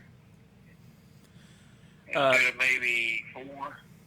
Yeah, the short answer. City manager. Yes, sir. This is Scott Smith with Republic Services. The short answer is most of the time a contract of this nature, you don't want to be looking at this every 3 or 4 or 5 years. Typical or standard contract on this is 7 to 10 years. Most of our larger cities actually extend out to 10. Sometimes if there's a change, what's great about this contract is... Who's talking, Mayor? I don't know who's talking. That is Mr. Smith. Mr. Smith from Republic. It's not Pete. No, it's Mr. Smith from Republic Services. Oh, okay. Okay. Okay, go ahead, Mr. Smith. I apologize. I didn't recognize your voice. Sorry about that. So one of the things that's unique about these contracts, let's say something in the market changes. Let's just say the city next year, 2, 3, wants to add recycling to this, which has been a big trend for years. Of course, recycling's up and down, but we have the opportunity with this agreement to not be locked into it and amend to something or change something. So even though it's a long-term agreement, we feel like the day in and day out business doesn't really need to be negotiated. And as long as we're doing the quality of work, which in this particular contract, there's a performance bond that holds us very accountable to the wants and needs and promises that are within that contract. So we don't feel like there's a reason to really negotiate it year in and year out. Okay, I have another question for Mr. Smith. Mr. Smith, you have someone there like handle complaints? Not you, but do you have someone that they can call, or a number they can call out there and get complaints handled? Yes, sir. First and foremost, I do, even though I'm the manager and it's handled one way, typically I like to be involved with those complaints, but I will say, normally, I've only been in this particular role a year, and so one of the first things that happened when I met Mr. Stasiak was, I told him I wanted to address all his wants and needs, and he said, well, really, all I need to do is call Jimmy Skipper, and I actually heard that name tonight from the mayor, too, so there's a direct line, really, to operations to get everything taken care of when there is a need.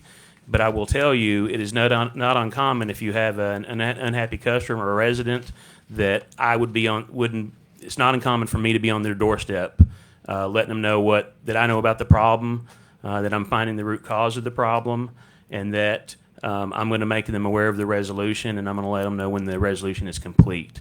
So I think you'll see that we have a very active team here. So yes, there is a number and a group to call here that is local, not in the Middle East, like some of these larger corporations have trends where they're sending customer service out to other areas. That is not true with Republic Services. Okay. All right. Thank you, Mr. Smith. Mr. one thing I would ask is really the only complaint I ever get is that you guys are very difficult to get a hold of, I guess. So. Okay. Yeah, same thing.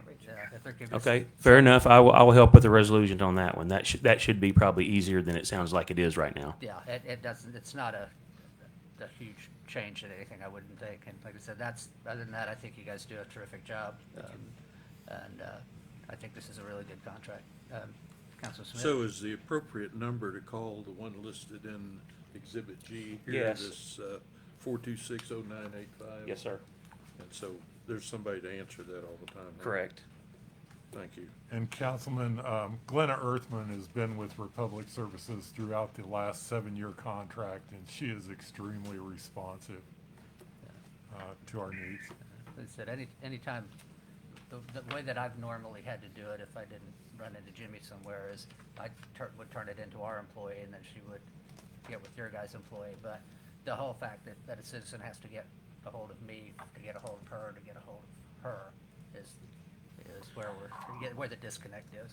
Maybe we could create a little bit of extra awareness for the residents of how to actually handle that, maybe on a bill, maybe, or something, add a phone number so they know what the direct line is. Yeah, if you guys did a flyer or something, we could send it with our water bills probably. Okay. Yeah.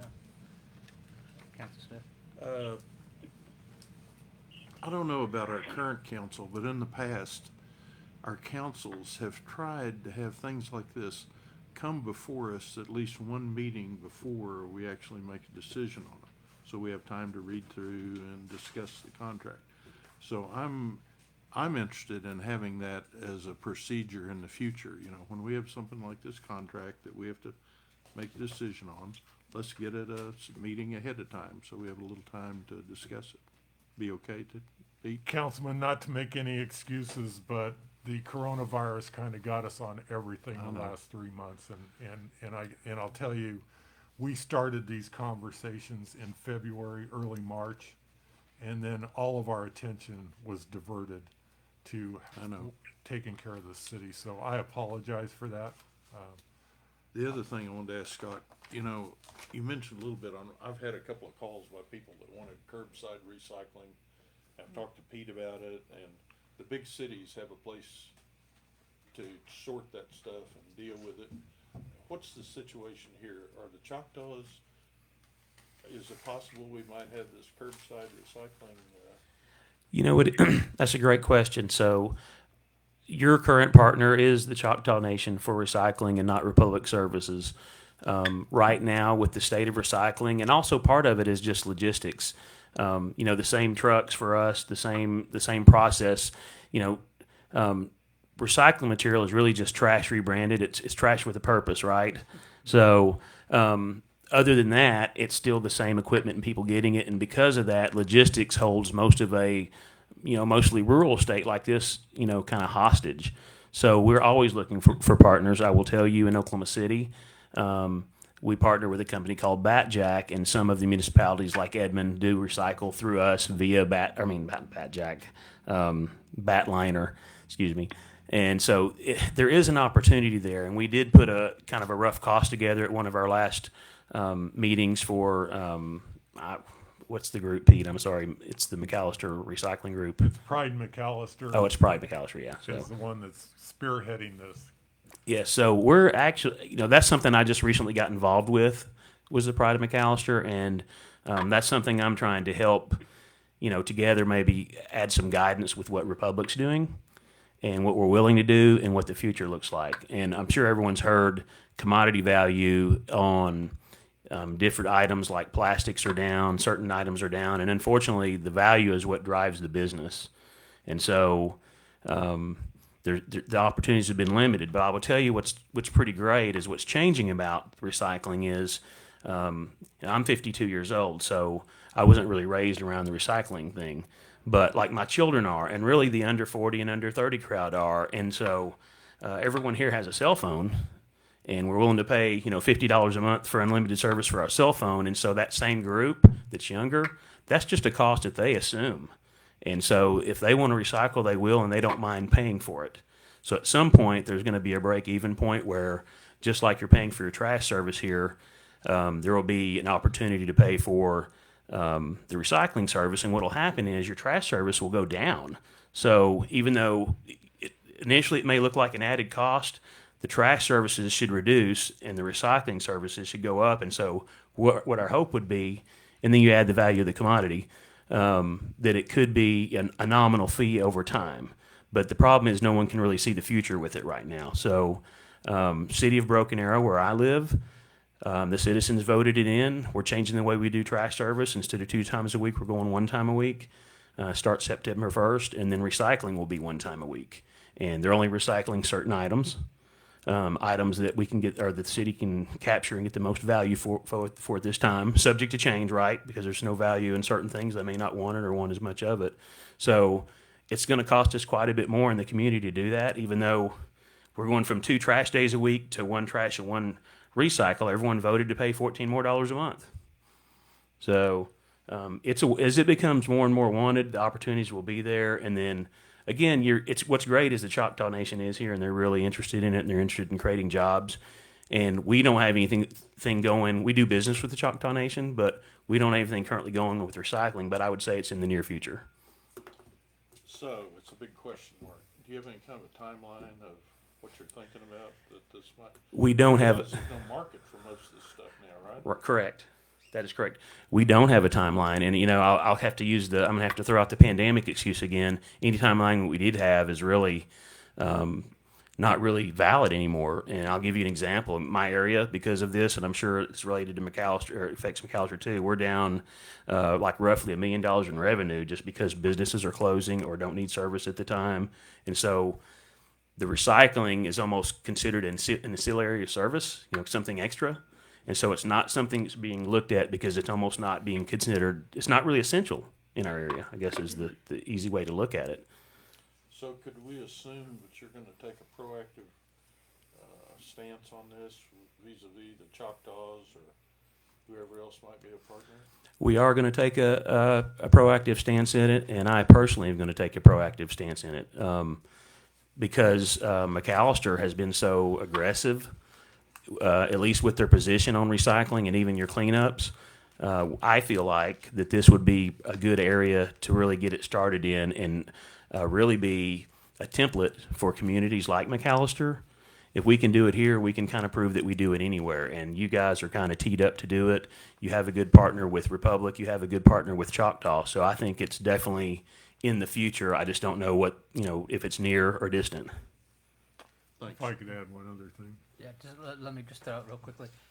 Vice Mayor Stevens is our go-to guy on that. I appointed him to work with the recycling. So if anything that you guys do that would involve the city of McAllister, if you could contact him and so he could stay abreast of things as well. Yes, sir. Mayor, we absolutely will, and in fact, we're looking at scheduling a meeting for next week, a follow-up meeting from our meeting a couple months ago, and just kind of overview of where we're at today and the costs associated with it. City manager, there's actually a meeting this Friday at 1 o'clock to actually discuss this. If any of the council would be interested, I'd be happy to give you guys the particulars. Good. Thanks, Scott. Thank you, everyone.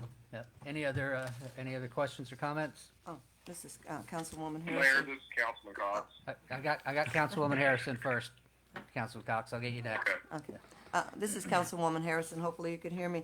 I've got a quick question. I just want to make sure I've got a clear understanding about this. We know you said it has to be a 7-year contract because that's what places are going for, businesses or cities.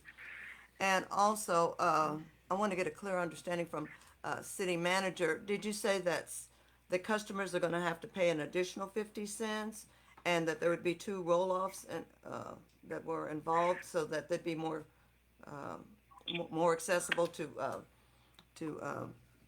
throw away their trash? Did you say that, or did I misunderstand you? It's kind of 2 separate okay. items, okay? All right. The container you have at your house. Yes. Okay, with the lid on it. Right. That would be the 50-cent charge for broken lids, for containers that are damaged, for things that need to be changed out.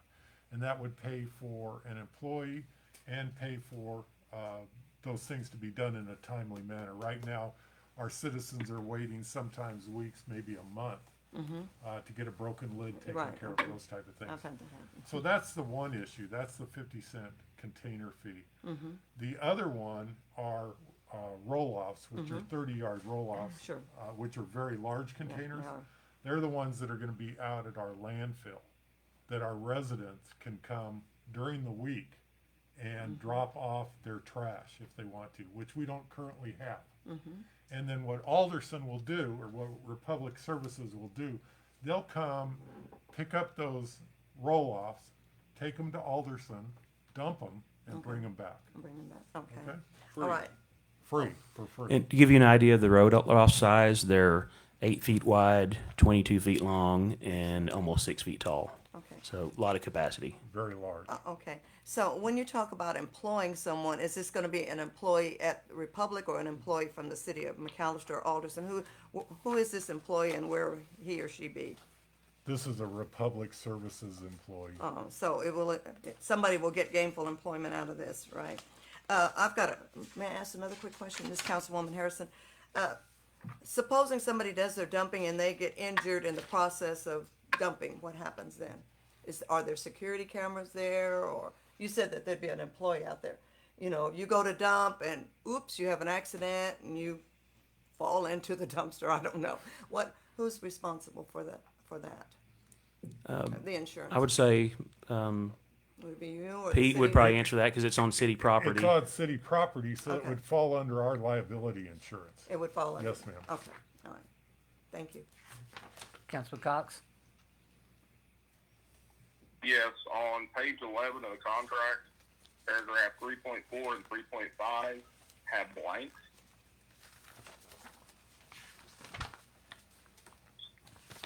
Company shall be obligated to collect no more than blank containers per week. And then in the holidays, it's with such decision in no manner release company of its obligation to provide collection services at least blank per week. I thought it was in maybe a table in the appendices, but I couldn't find it and it didn't refer there. I've got an answer for that. This is Scott with the Republic. That refers to, the first blank refers to how many residents you had and or how many residents received service, and a blanket number kind of goes in there because if I understand, we have roughly 6,000 residents. Roughly 6,000 containers. Yeah, or residents, yes. Yes. So we put kind of a number in there, just a ballpark number at the time, because we know that number fluctuates. The city actually manages when people come and go. They bear the burden of letting us know to service or not service a location so we can charge properly. So that's that part. The other answer is how many times a week you get serviced at the residence is the other blank. So that, and nothing's changing really on either one of those. But that's why they were left well. But where would I find that in the contract? I would handwrite that in those blanks. After the council approves it? Well, we can approve it contingent upon what I just said. We can contingent upon the population of the residents and the numbers of weekly service.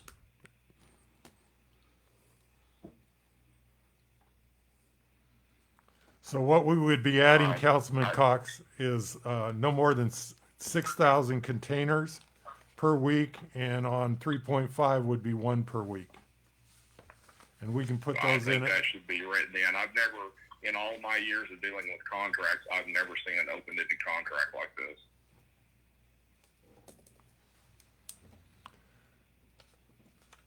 I don't feel comfortable approving something that someone can write something in after I approve it.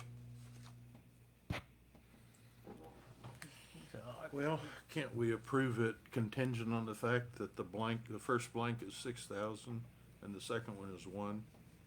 We can, and then we'll get that cleaned up, and then we'll bring it to the council to the mayor to sign, but it'll be typed in or added to the contract. Councilman Cox, I won't sign it. I won't sign it until the numbers are in there.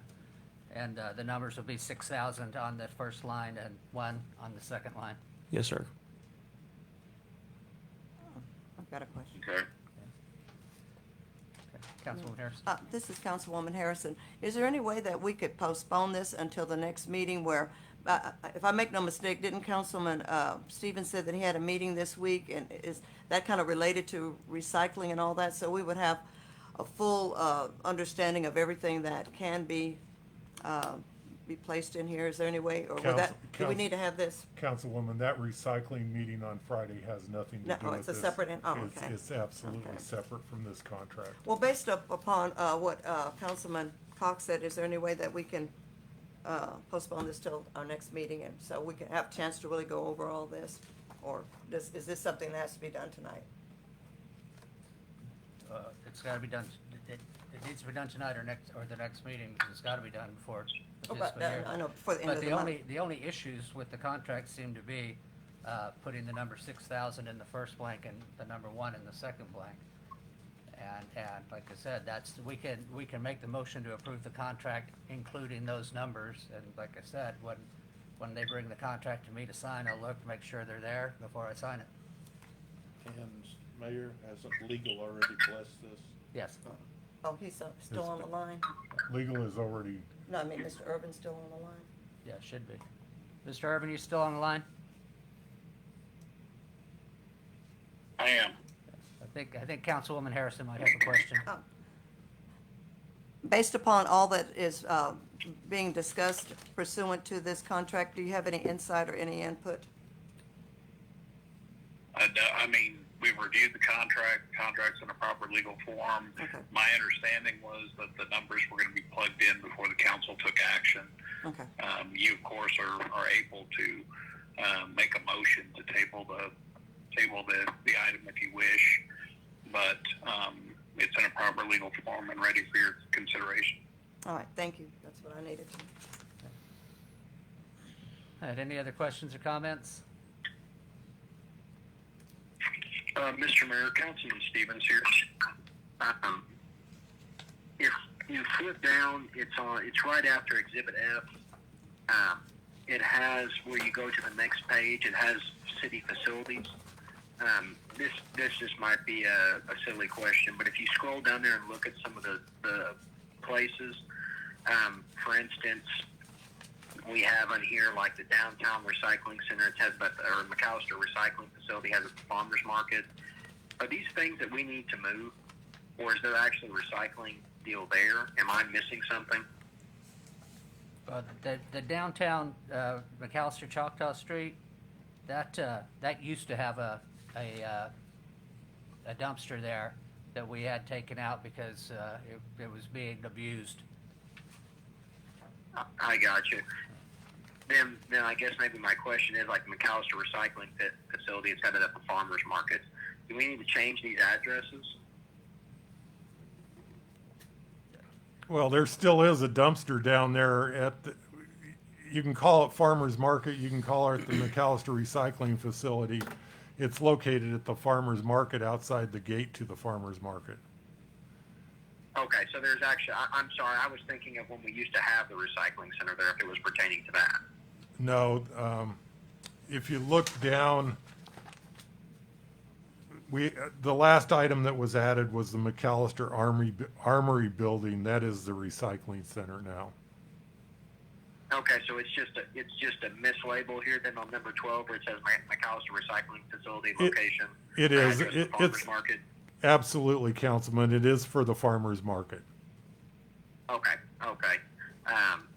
And then my next question is, if we wanted to move these around, and it seems like we have so many dumpsters at each one of these locations, if we wanted to, or trash cans, excuse me, if we wanted to move these around depending on need and usage, is that an issue with this as well, Mr. Manager? Absolutely not. When we have moved these around based on needs of the city. Okay, thank you. Councilwoman Harrison? All right, I see, pursuant to what we're talking about on these items, item number 14, there's the McAllister Cemetery, the Oak Cemetery, but I don't see the Northtown on here. And we need something out there too, Fifth Ward. Am I overlooking it? Currently, that's being handled by the city of McAllister. Okay. Okay, we're picking up the trash out there Okay. in our little dumpster our little garbage truck and then taking that to another facility. Okay. All right, thank you. Any other questions or comments? I would make the motion to approve. Councilman. Oh. Okay, let me finish with my motion, so I started. Make the motion to approve the contract with the addition of the 6,000 containers and the one time a week language in the items number 3.4 and 3.5 on page 11. Is there a second? Councilman, just a second. Okay, Councilman Cox? Yes, I'm good with that. Okay. All right, is there any further discussion? Mayor, I'd like to say something to Councilman Pritchard. Go ahead.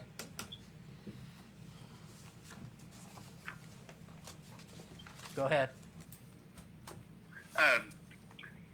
My concerns with this are the same as they were with the water contract, which could cause me to vote against it. I think the prohibition in the city charter that's against authorities, or not, the $1 million debt or obligation limit, I think that applies to this. I'm going to vote against it. But I think we've seen during this budgetary shortfall, one of the reasons why that is in the charter, when we're looking at ways to reduce our expenses and we have these locked-in long-term contracts, it really takes something off the table.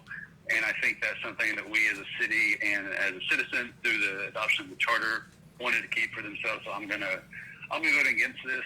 But additionally, I'll say this really should be an agenda item for the Public Works Authority instead of the City Council. We could confirm it, but I mean, this is the contract on its face is between Republic and McAllister Public Works Authority, I believe. So I mean, this item isn't even on the right agenda.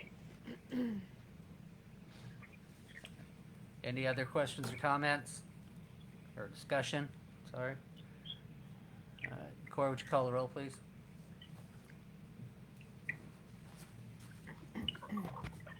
Councilman Smith, Yes. Harrison, No, Pritchard? Mayor, I was on mute. Sorry. I had a question. Go ahead. Well, state. Wait. You're in the middle of the vote. Go ahead. I'm sorry. I hit the wrong button. Go ahead. Okay. Continue with the vote. Pritchard, No. Stevens,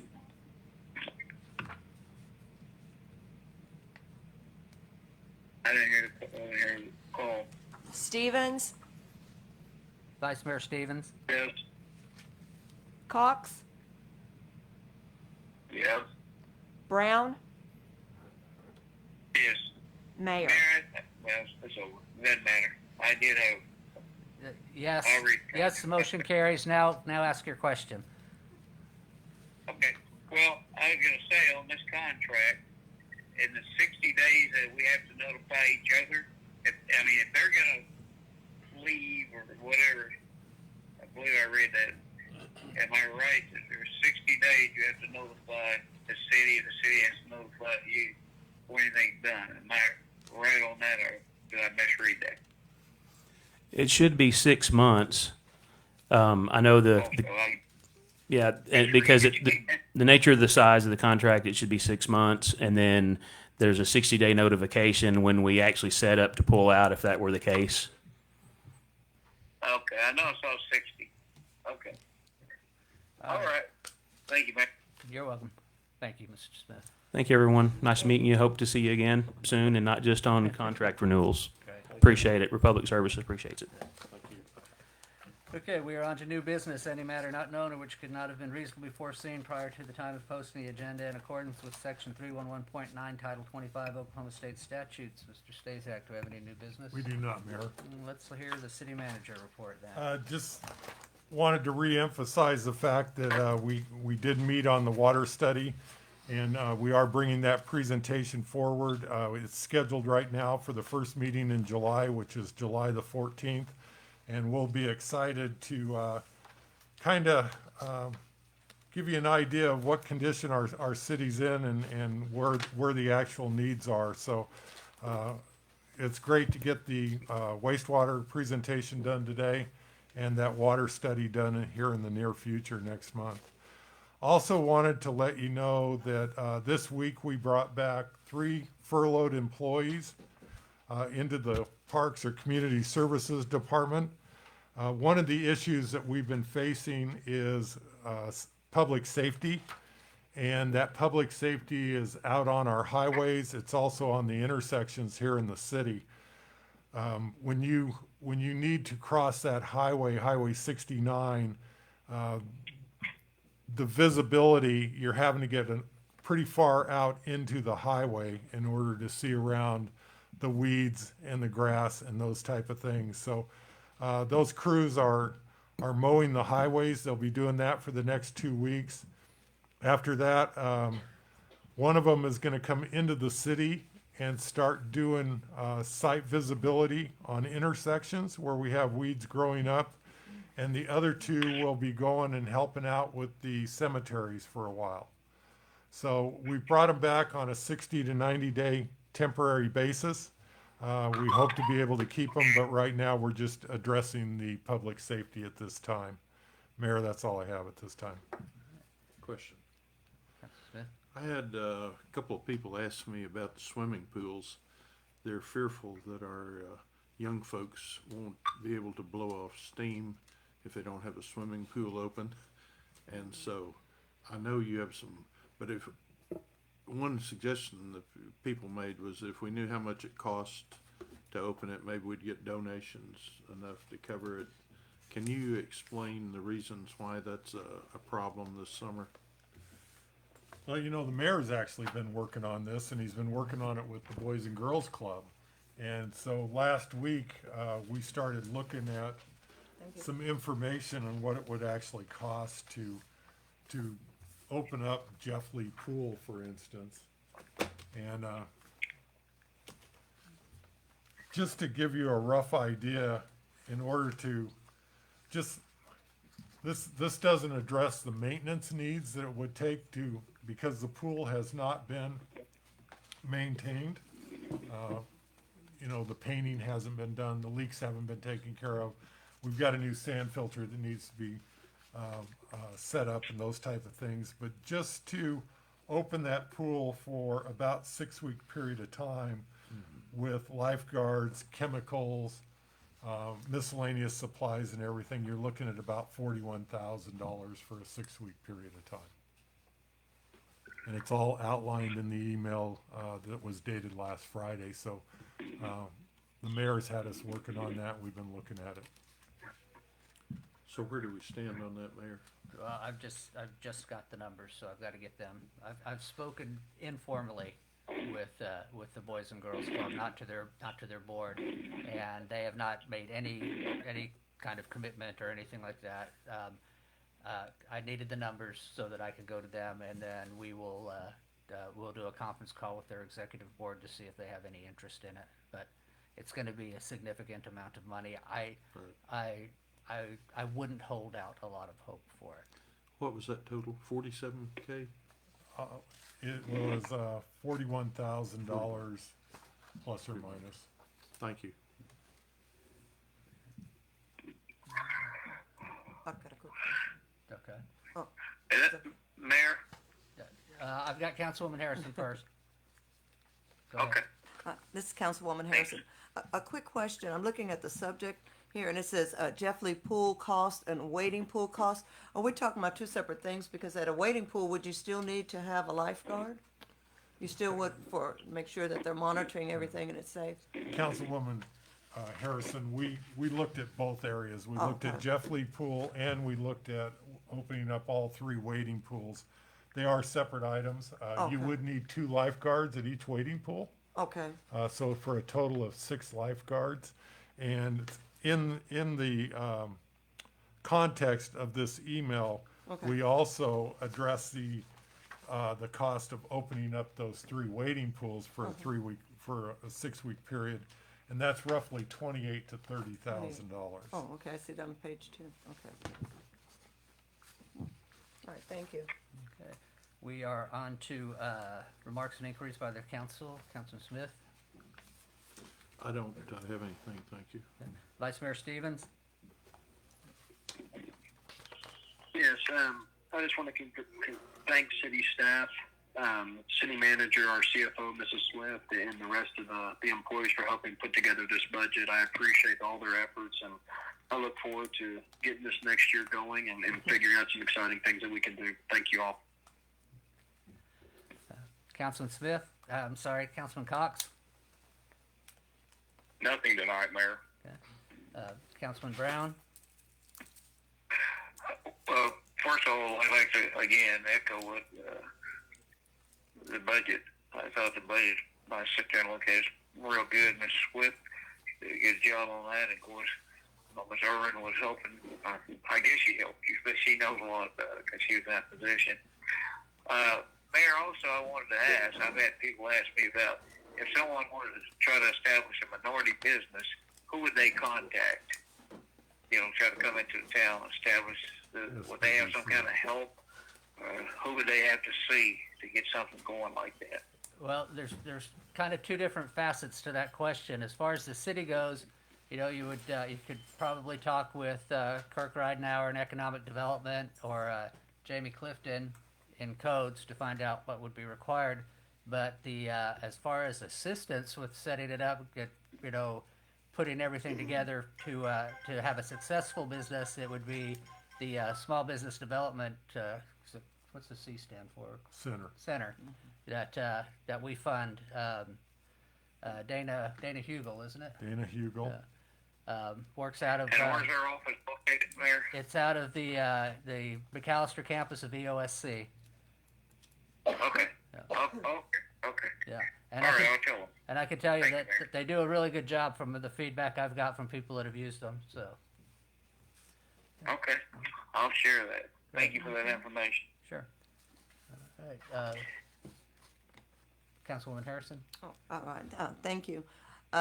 First of all, I forgot to thank Pastor Kelly Benson from the Northtown Church of Christ last week for coming in, doing the invocation and the Pledge of Allegiance. And then I also would like to thank Reverend Anthony Washington, Mount Tryon Baptist Church, and Mayor Brown for organizing the Solidarity March the other day. I thought that was real important for the community to be more aware of the things that are going on nationally and even locally sometime. Hopefully none of those issues will crop up here, but thank you for that. And then congratulate the McAllister Public School, the high school class of 2020. I'm so glad that they were able to have a graduation. So I commend Mr. Hughes and the McAllister Public School staff for giving them an opportunity to have an actual graduation. And thank you so much. And I know a forum is coming up soon for Ward 5, but I forgot to write it down. But anyway, thank you. I just want to tell you that as much as I would like to take credit for organizing the march, I was just a participant. It was all Pastor Washington. I was too. Thank you. So, Councilman Pritchard. No, thank you, Mayor. Okay. All right, we are on to mayor's comments and committee appointments. Councilwoman Harrison took part of it from me. I was going to thank, and I'm still going to thank Pastor Washington, Anthony Washington from Mount Triumph, for putting together a fantastic event for our city. It was approximately 300 people, all walking in harmony and peace, all about unity and moving the community forward and hopefully moving the country forward, so that we don't have things like this happen in the future, and so we can get a little bit more understanding of one another and work out the problems before they become problems. Okay. And along with that, I've got some other good news.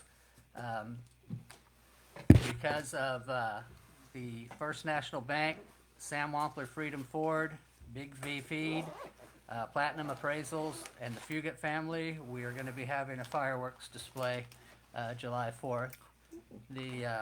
Because the community called out for this, these generous donors stepped up and said that they would handle the cost of it. We were fortunate that our tourism department, Billy Sumner and Eddie Gray, have had good connections with the companies that sell the fireworks and do the displays, so that they were our point guys. They did a great job, and we were fortunate that they had used us in the past, and they found a way to make this happen for us. So thank you to them as well. And this couldn't have happened without the community coming together. I've had numerous people call wanting to help and offering to make donations as well. And fortunately, that won't be necessary because we've had the big donors step up. But thank you to them specifically for offering. We were lucky, like I said, the relationship our tourism department had with the supplier made this happen, along with the members of the community stepping up and saying that, you know, the people of McAllister want this. The city of McAllister's not in a position where they can pay for it, but we will this year. So, yeah, great to have people like that in the community. Okay, with that, we'll recess the council meeting, and I would take a motion to convene as the McAllister Airport Authority. The motion to include approval of minutes for May 26th regular meeting of the McAllister Airport Authority. Confirm action taken on City Council Agenda Item B. Confirm action taken on City Council Agenda Item 2, and to adjourn. Motion, Councilman Smith. I will second. Any discussion? Corey, would you call the roll, please? Councilman Smith, Yes. Brown, Yes. Harrison, Yes. Pritchard, Yes. Stevens, Yes. Cox, Yes. Mayor. Yes, and the motion carries. I'd now take a motion to convene as McAllister Public Works Authority. Motion to include approval of minutes for May 26, 2020, regular meeting of the McAllister Public Works Authority. Confirm action taken on City Council Agenda Item B, C, 1, 2, 3, and 4, and to adjourn. Motion, Councilman Smith. I will second. Any discussion? Corey, would you call the roll, please? Councilman Smith, Yes. Stevens,